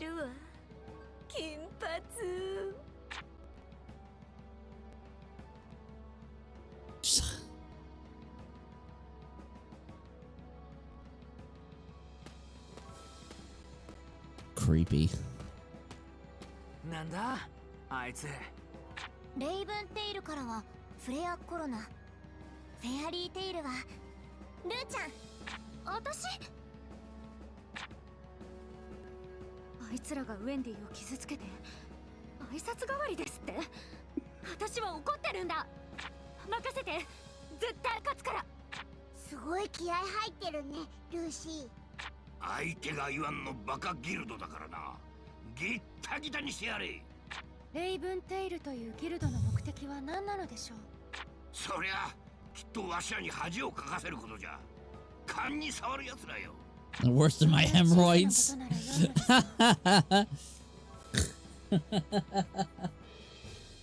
Alright, let's do this. So, yeah.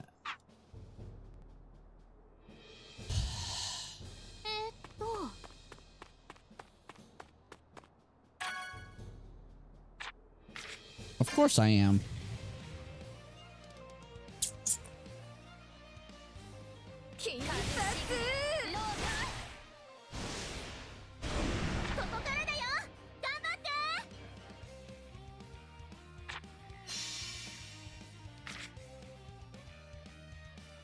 Okay. During battle, guild members who are spectating can cheer for you. Those who are battling to give them benefits such as HP recovery.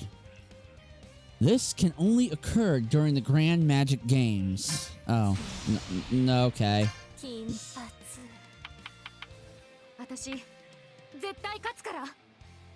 Why is she weak against Leo? Leo's fire. And she's fire. You know what? Aquarius. Because yes.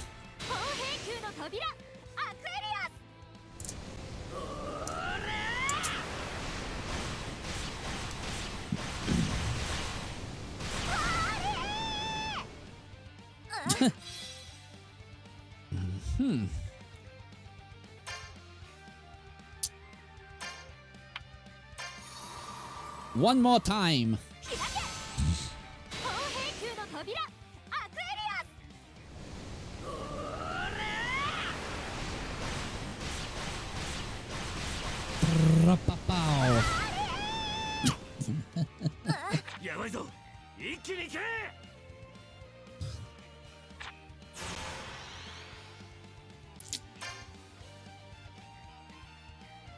And again.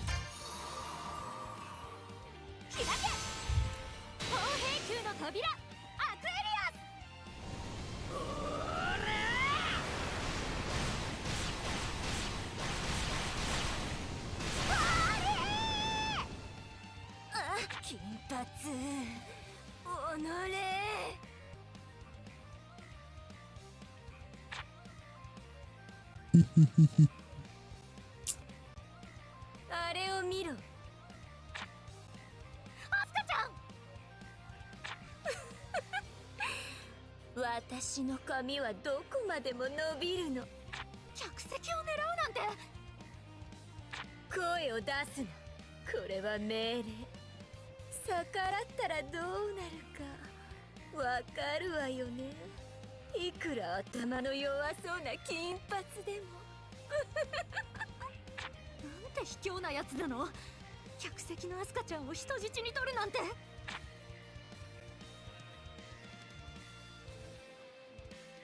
声を出すな、動くな、魔法を使うな。逆らったらどうなるかわかるわよね。So, okay. Just attack. 誰が動いていいと言ったよ、金髪。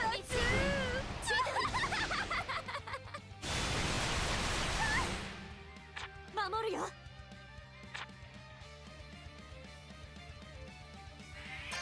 はあ。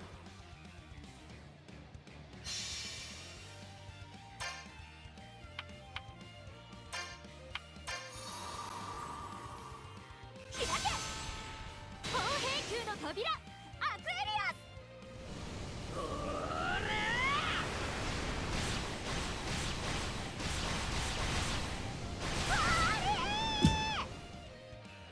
誰が動いていいと言ったよ、金髪。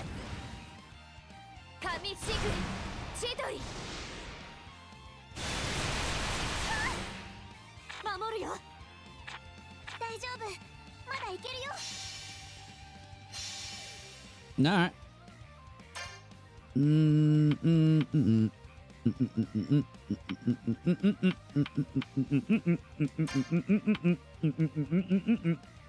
Wait a minute.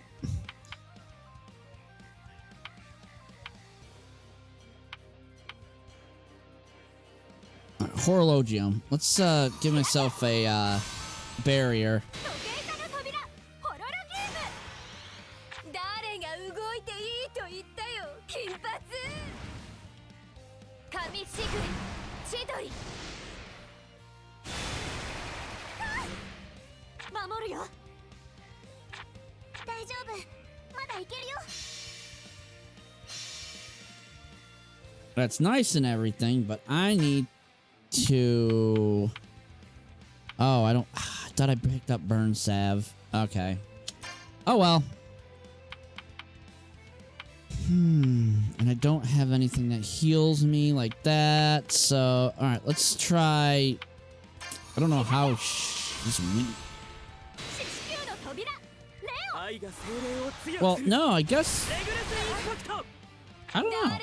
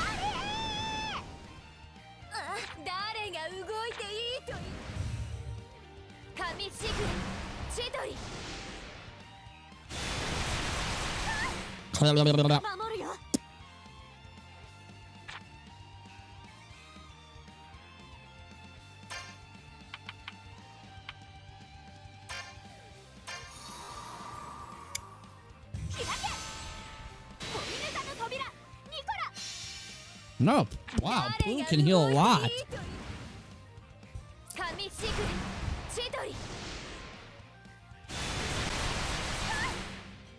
Oof.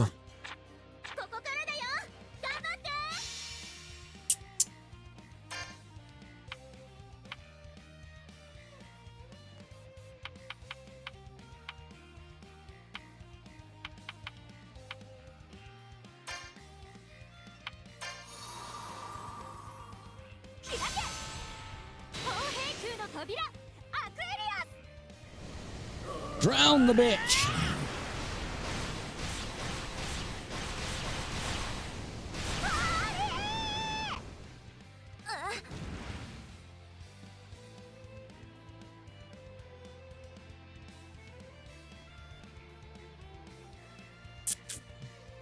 なんかルーシーの様子が変だぞ。ナツはどこだ？さっきまでここにいたのに。俺は耳がいいんだよ。確かに聞こえたぞ、アスカちゃんってな。何？この子は大丈夫だ。ルーシー、思いっきりやれ。ありがとう、ナツ。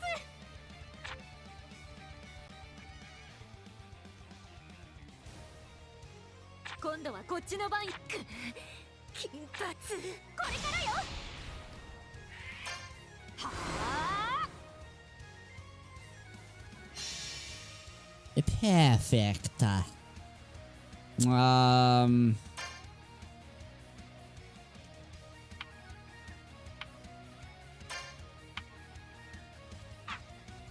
You know what? Fuck it. Just use Aquarius. Fuck it. She's like the strongest.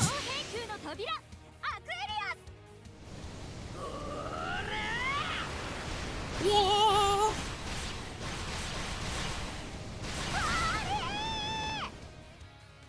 私の全力見せてあげる。何をする気なの？なかなかやるでしょ。All right. Hidden charm. All right.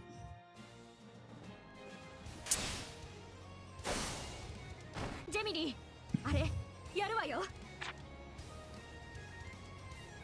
とにかく私に変身。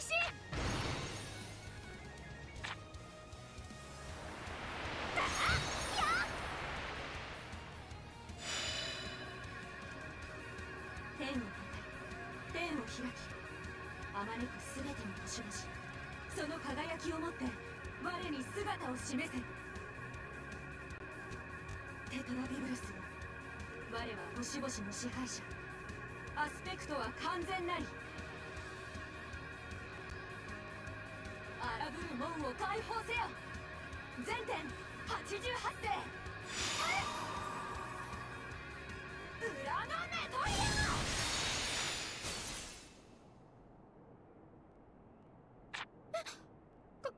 書き消された。どうしたルーシー、何があった？ルーシーの魔法が消された。まさか外野からの攻撃。ルーシーダウン、試合終了。勝者レイブンテイルフレアコロナ。私の勝ちだ。ざまあ見ろよ、金髪。みっともない無様、負け犬。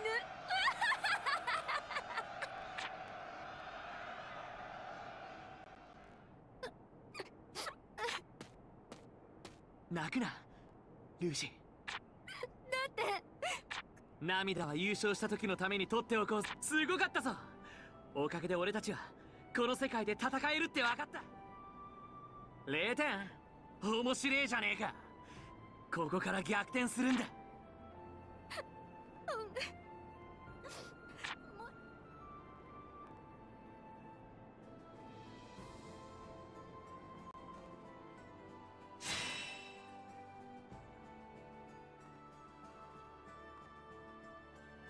Well, there we go.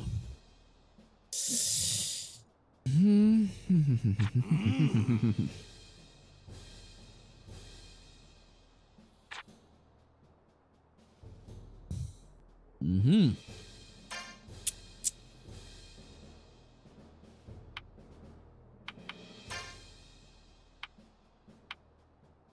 don't.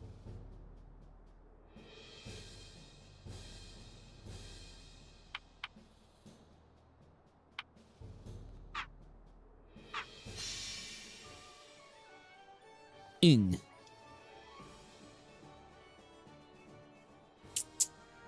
よし、みんな揃ったら聞けが今日の敗戦は明日の勝利への糧。登ってやろうじゃねえか。わしらに諦めるという言葉はない。目指せフィオーレ1。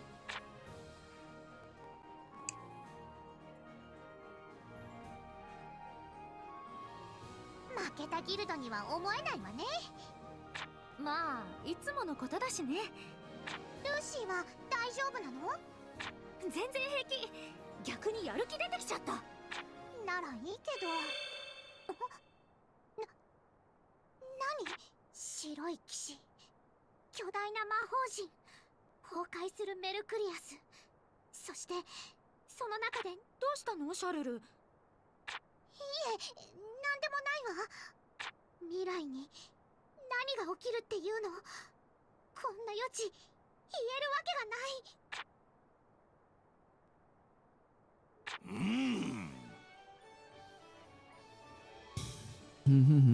Don't go worrying, okay?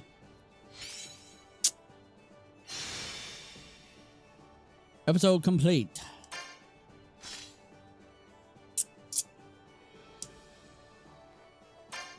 Come on.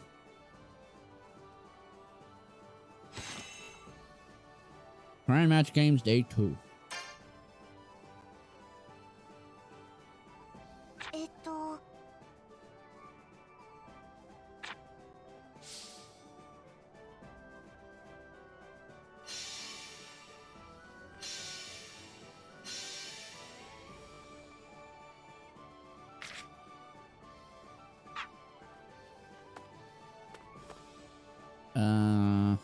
Yeah, talk.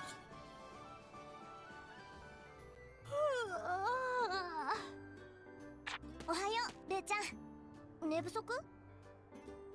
あんまり眠れなくてね。でも昨日のことでじゃないよ。夏はいびきうるさいし、グレーはすぐ裸になるし、エルザは私のベッド入ってくるしで。参加者は同じ部屋っていうのも大変だね。ウェンディの子。おい、何があった？夏、ウェンディが助けに行かなきゃ。ウェン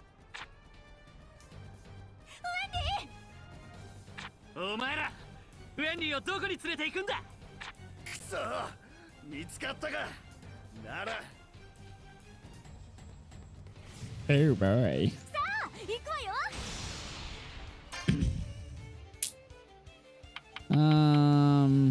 Yes. Yes. 開け！砲兵級の扉、アクエリアス！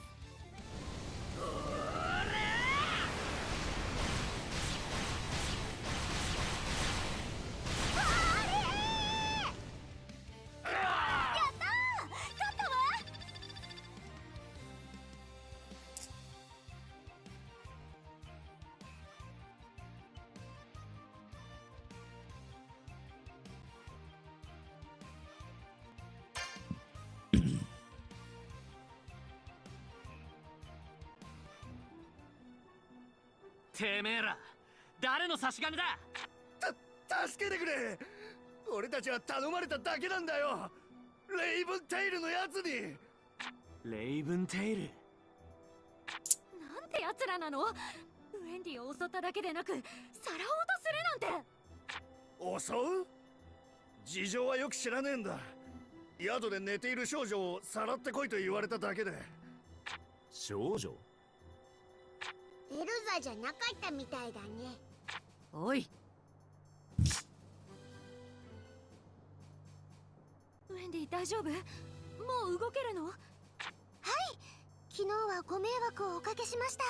今日は問題なく戦います。それにしてもレイブンテールのやつら、やることが露骨に汚ねえな。一人一人戦力を潰していくつもりだ。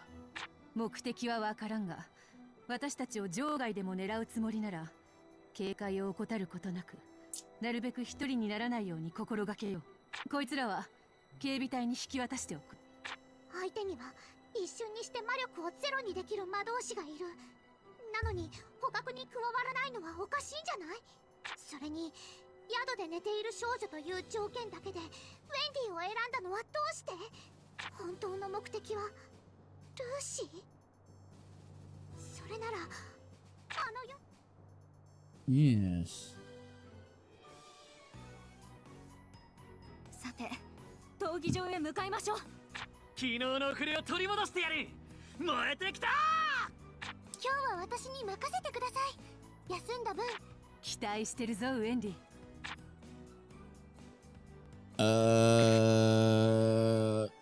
Bundy has returned to your team. Yay.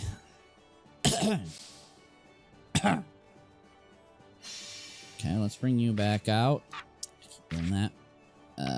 Team. Customize team. Let's bring our healer back in, our supporter.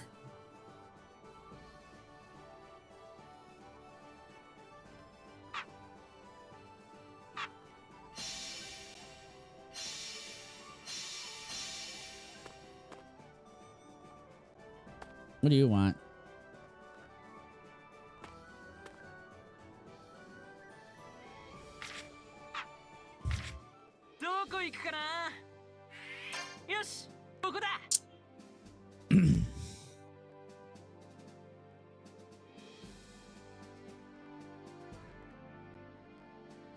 Swack, swack, swack, swack.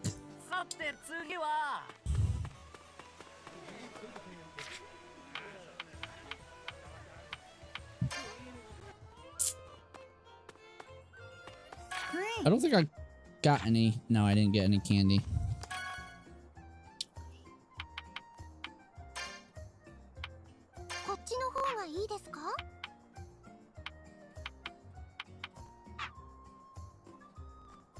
All right.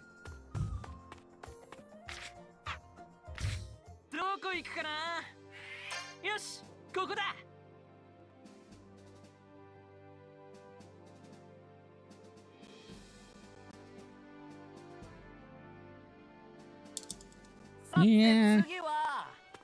All right. Yeah, we need to go talk to Raziel. All right. Yeah, there he is. What do you want, Raziel? What do you want, Raziel? Yo, Salamanda. ちょっと。ああ、なんだよ。お前ら天狼島から戻って精霊会ってとこで修行してきたらしいな。いや、あれは修行じゃねえ。あれのせいで修行の時間が。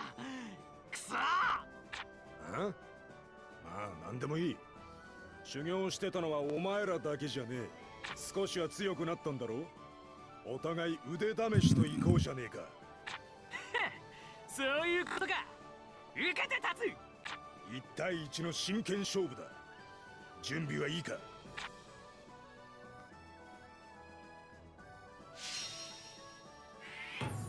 サラマンダー。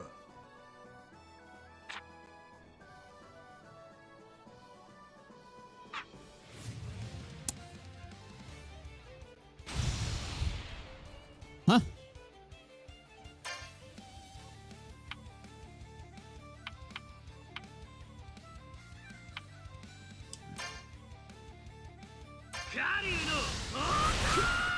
God damn. Ooh.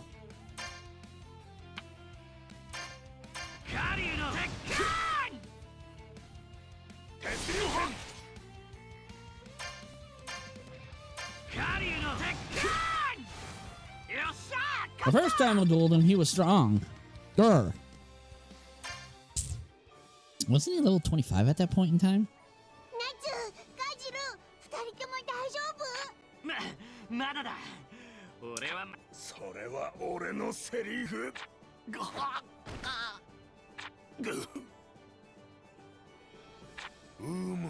引き分けだな。サラマンダー。この決着は必ずつけてやる。今度から仕事に行くときは俺も連れて行け。どっちが活躍できるか勝負だ。望むところだ。勝つのは俺だけどな。ギー、楽しみにしてるぜ。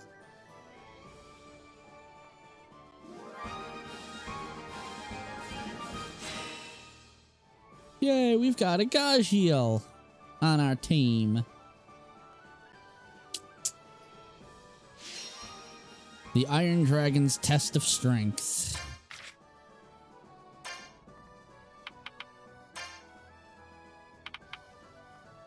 So he's level 23. Okay. Mega Iron Dragon Sword, Mega Iron Dragon Roar, Iron Dragon Lance, Iron Dragon Lance Demon Logs.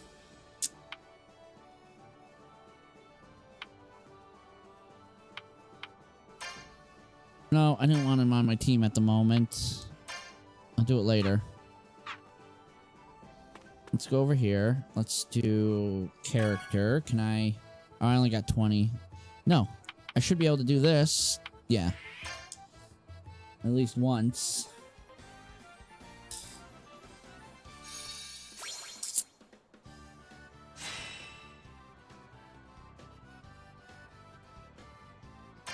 Nice.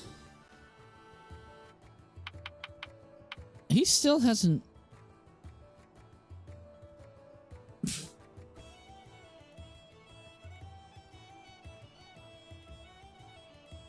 Continue the character story to unlock a higher rank limit. Yes, yes, yes.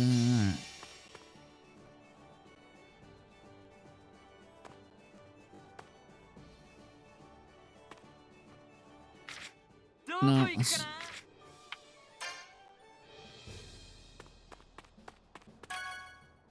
Okay, let's go to the next one. 2日目の競技はパンデモニウム。参加人数は1名です。この神殿の中には100体のモンスターがいて、モンスターには様々な戦闘力が設定されています。最強クラスのモンスターは聖天大魔導といえど、倒せる保証はない強さです。カポ。皆さんには順番に戦うモンスターの数を選択してもらい、倒した数がポイントになります。モンスターのクラスはランダムで、いきなり強い。一度にたくさんの敵と戦った方がいいけど、多すぎると倒せなくて無駄になってしまう。そして選ぶ数が多いだけ強敵を引きやすくなる。欲張りすぎても良くないというわけだな。最強クラスは聖天大魔導でも苦戦するとなるとね。だけど一巡に一体じゃ他に遅れを取っちゃうし。ここは私が行こう。Yeah. She takes the whole tower down. All right, let's do this. Arena.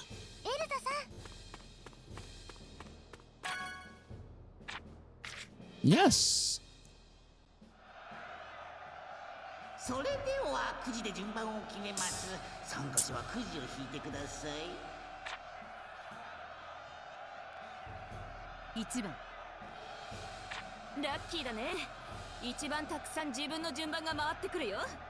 この競技、くじ運で全ての勝敗がつくと思っていたの。くじ運で、いいえどうでしょう。戦う順番よりペース配分と状況判断力の方が大切なゲームですよ。いや、これはもはやゲームにならぬ。100対全て私が相手する。挑戦権は100だ。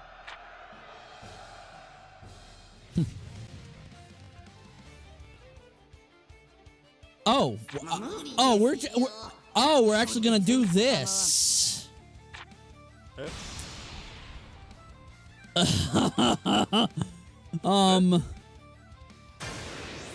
Yeah, I'm just gonna fucking do this.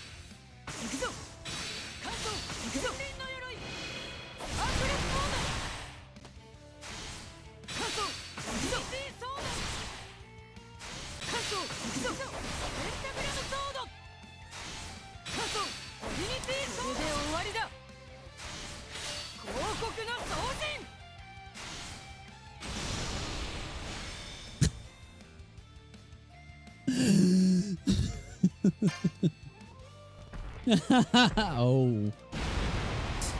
Oh. Oh. Oh. Oh.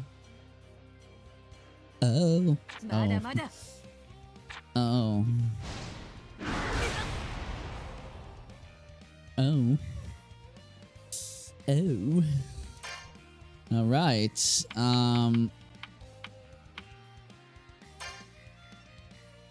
Really? Okay, let's do this. Yeah, we'll do it on this side first.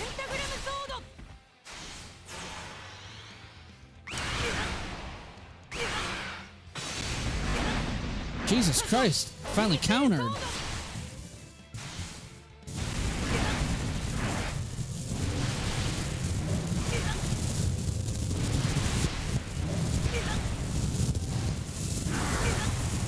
Ooh, that kinda. Okay, can I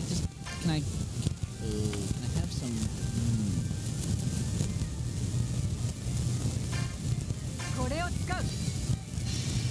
Okay, that's good.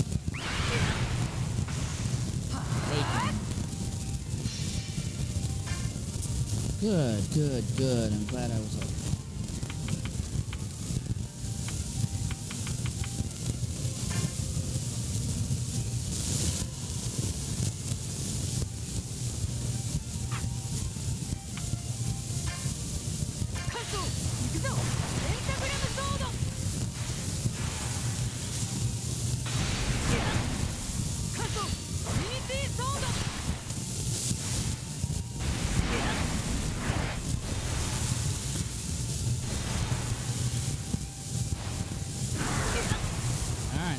Not bad.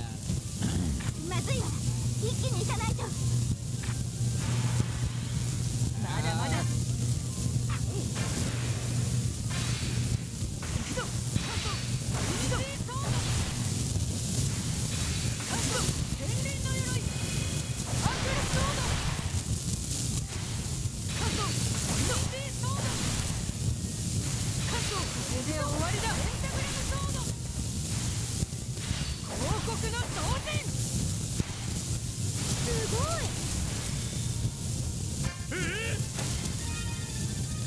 God damn.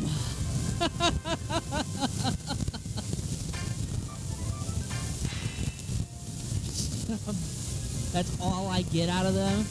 Wow. I feel like I got ripped off by XP and materials.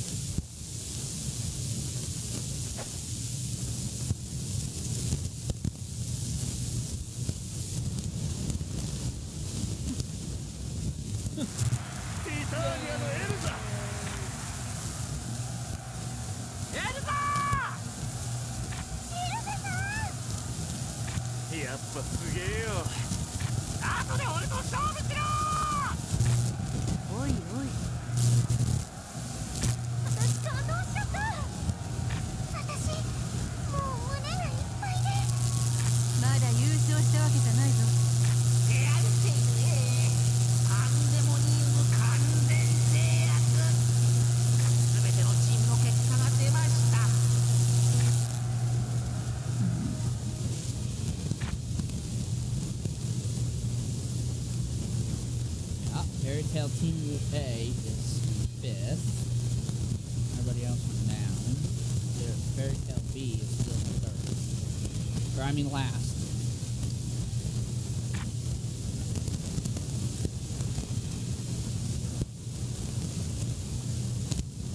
の調子です。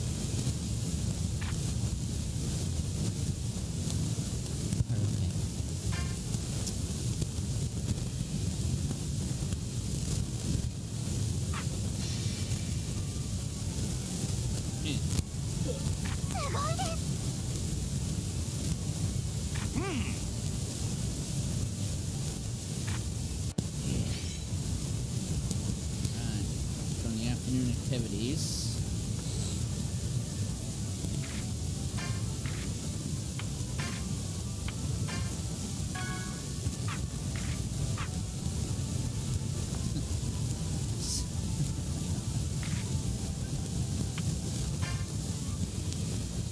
So I was gonna end stream after that, but let's go one more time. I think it's at Wendy next. いよいよバトルパートだな。今日の対戦相手はラミアスケール、リオンのところだ。出場者は私。頑張れよウェンディ。落ち着いて戦えば大丈夫だ。はい。奴らはまだシリアの強さを知らんようだ。それ以外思いっきりやってきなさい。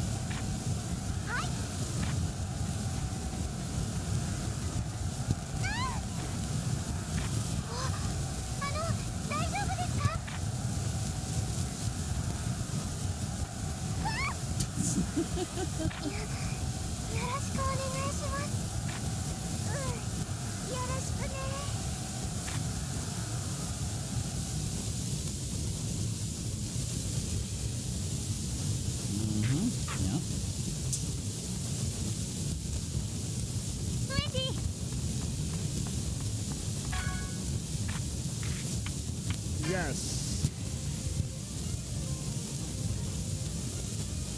せっかく修行したんだ。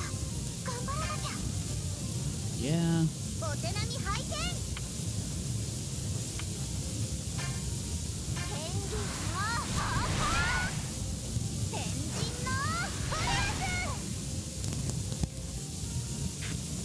Oh, there's no awakening.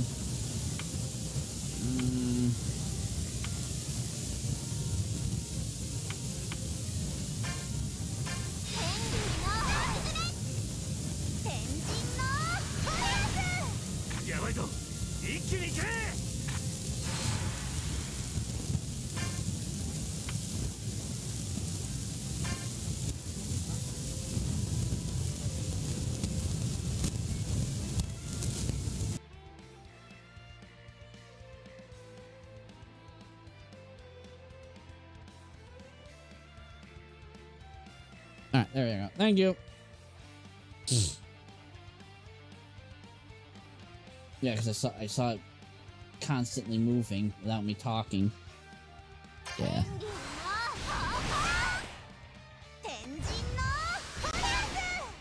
まずいわ。一気に行かないと。Yay!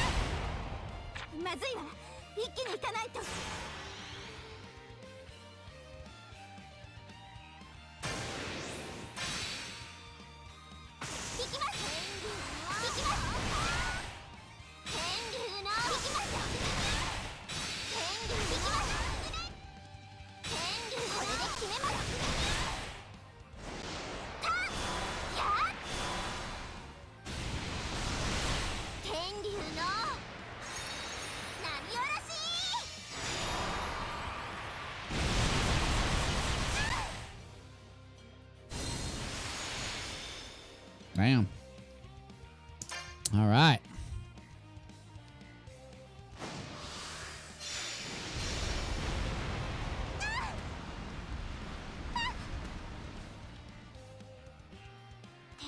ゴッドスレイヤー、驚きました。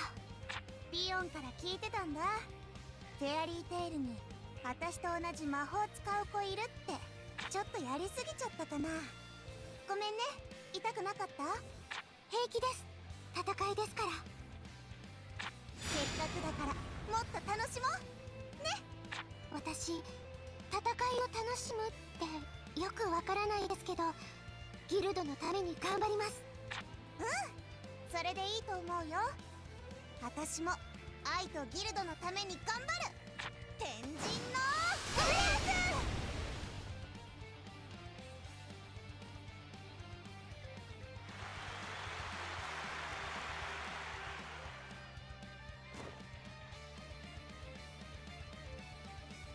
みんながここまでつなげてきたんだ。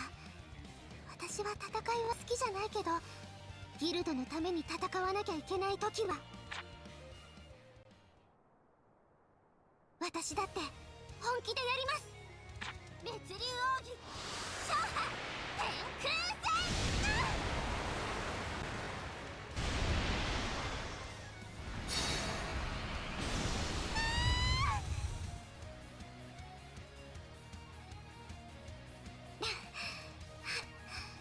やりすぎちゃったかな。でもこれでごめんね。ちょっと待って、まだまだこれからだから。やっぱすごいねフェンディ。なんだこいつ。傷が消えている。大丈夫？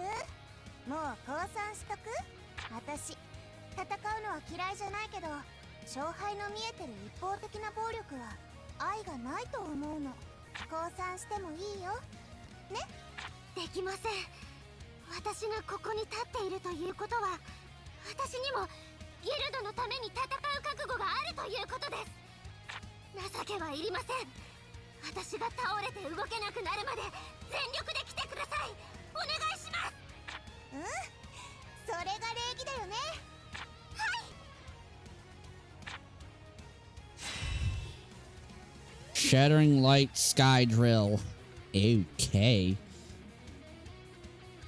頑張ります。烈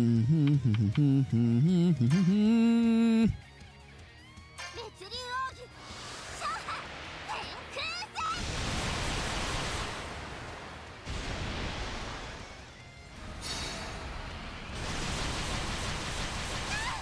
じゃあ今度は私が大技出すよ。この一撃で楽にしてあげるからね。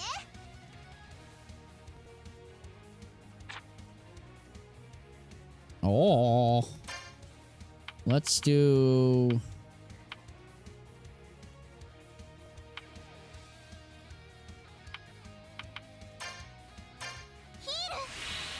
Let's heal myself.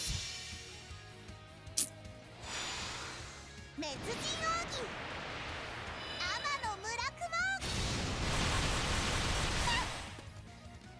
雲。 God damn. 一気に行かないと。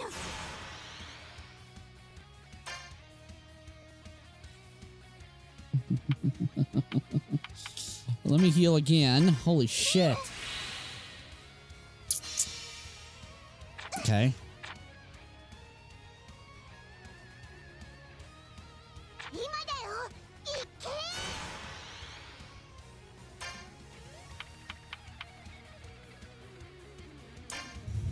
烈竜奥義勝破天空戦。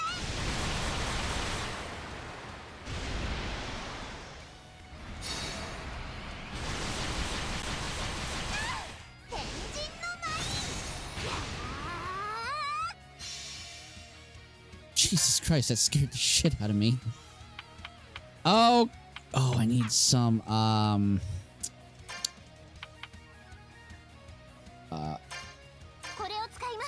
get some NP back. Ew. よーし、いくよー。まずいわ。一気に行かない。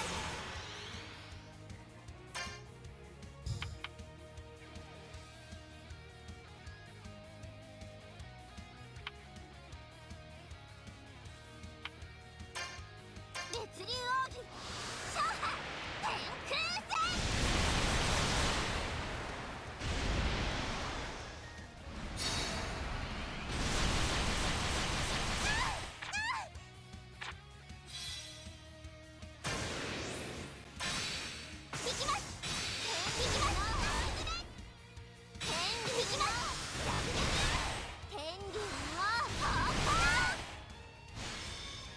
Nice.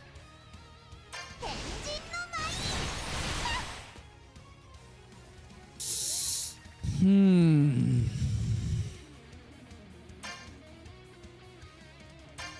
これを使います。天神の今は耐えるんだ。これを使います。よーし、いくよー。大丈夫、まだまだいけます。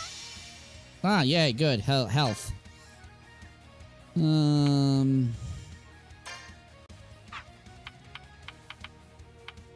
Yeah, I'll just keep using that one. Okay, it should work. Yep. She's almost done.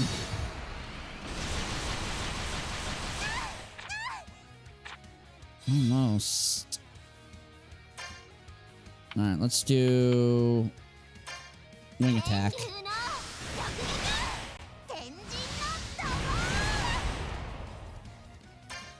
And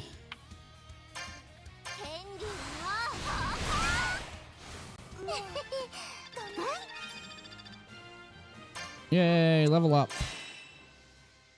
Ah. Lightning charm. Cool.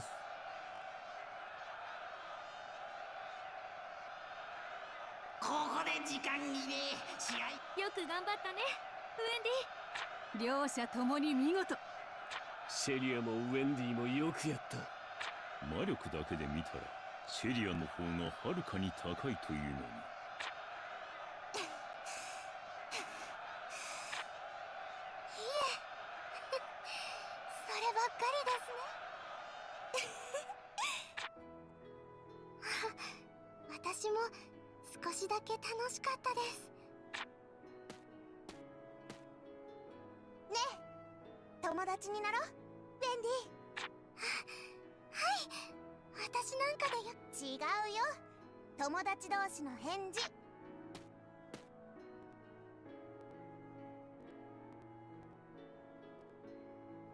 友達になろう、ベンディ。うん、シェリア。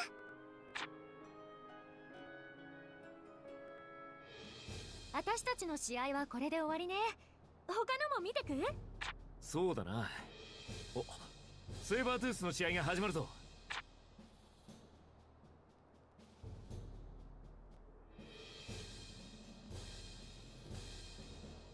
フィオーレ最強。よく見ておくんだ。私たちが超えるべきギルドを。相手はマーメイドヒール。女性だけのギルドだな。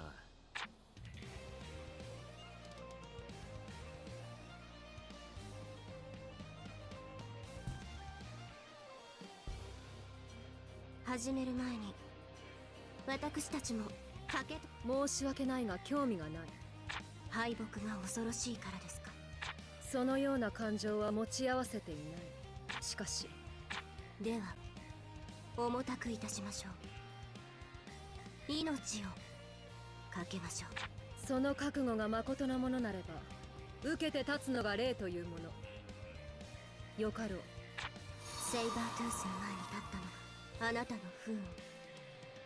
開け、双魚級の扉、天秤級の扉。温刀、不具大天、抜かぬ太刀の型。嘘、精霊たちが打ち消された。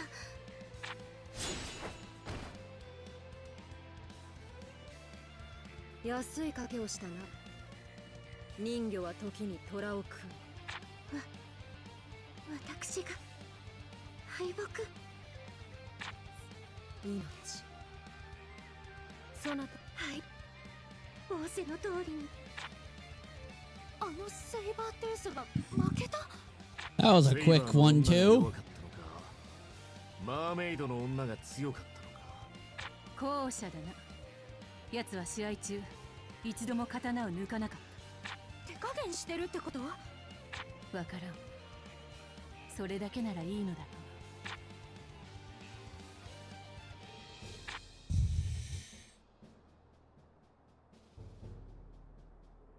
All right.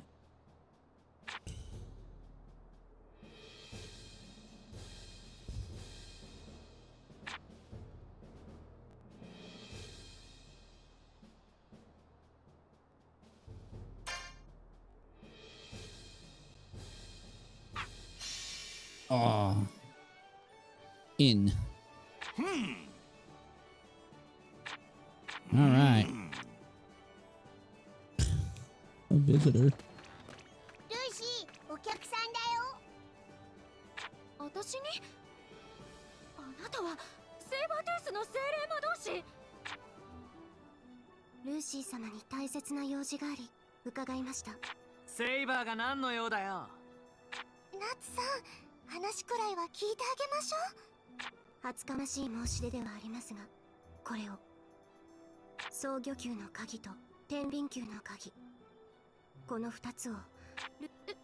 そんな無理よ。もらえない。1日目、あなたを見た時から決めてました。大会が終わったらこの鍵をお渡し。大会終わってねえじゃん。私の大会は終わりました。私の代わりにはおそらく。でもどうしてですか？それはあなたの大切。だからこそ私より優れた精霊魔導士であるルーシー様のもとに置いて。嬉しい申し出だけど、やっぱりあなたはすでに王道12門の鍵を10個も揃えています。この2つと合わせて12の鍵すべてが揃うのです。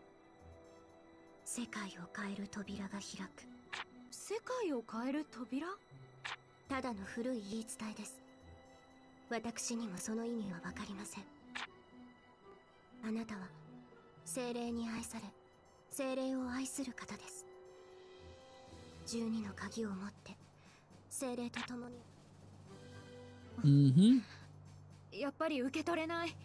精霊魔法は絆と信頼の魔法。そんなに簡単にオーナーを変わるわけにはいかない。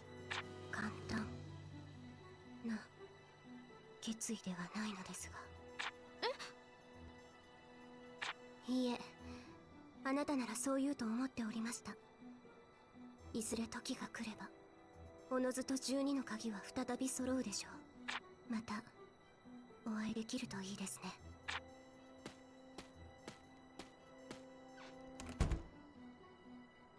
もったいないことしたわね。せっかく全部鍵が揃うチャンスだったのにね。昔はね、全部揃えてやるんだって思ってたけど、今はそうでもないんだ。セーバートゥースの人とはいえ、あの人も精霊をとても大切に思っている。私にはあの人と精霊の絆は切れない。切りたくないの。ルーシー、俺出てくれ。どこへ？ちょっと言い忘れ。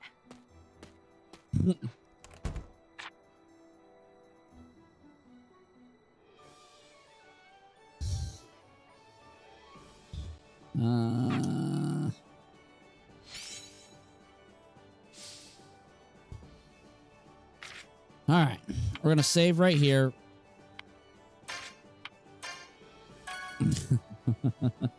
We're gonna save right here, and I'm really gonna end it right here. So, I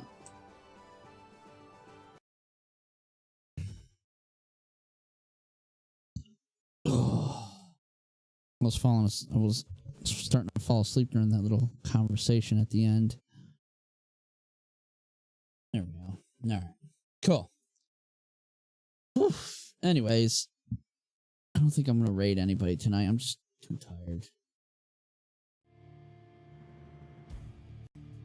On that note, I'm going to try to start earlier tomorrow since it's... Hold on, let me check my weather. I think it's supposed to be a lot cooler tomorrow. I mean, it was cool today, per se, but it was mostly the humidity that killed me today. It was still in the 70s, but the humidity killed. So I think it's supposed to be... I mean, it's going to be in the 70s this whole entire week. It says 78 tomorrow. Or today, later today.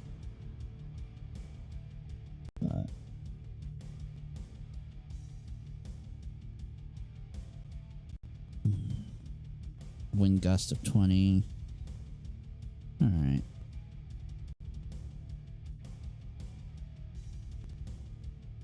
Alright, well, I'll try to make it tomorrow more so I can play a little bit of Silent Hill 4. Get that done. So I can get on to the next Silent Hill games. Anyways, on that note, y'all have a good evening, good afternoon, good morning, wherever you're from. Take care, stay safe. Remember, don't be stupid. Any type of toilet seats and doorknobs. You guys are awesome. Stay fucking awesome. I love you. Oh, guys, I love you. I hope to see you all in the next stream. Until then, yeah. Peace.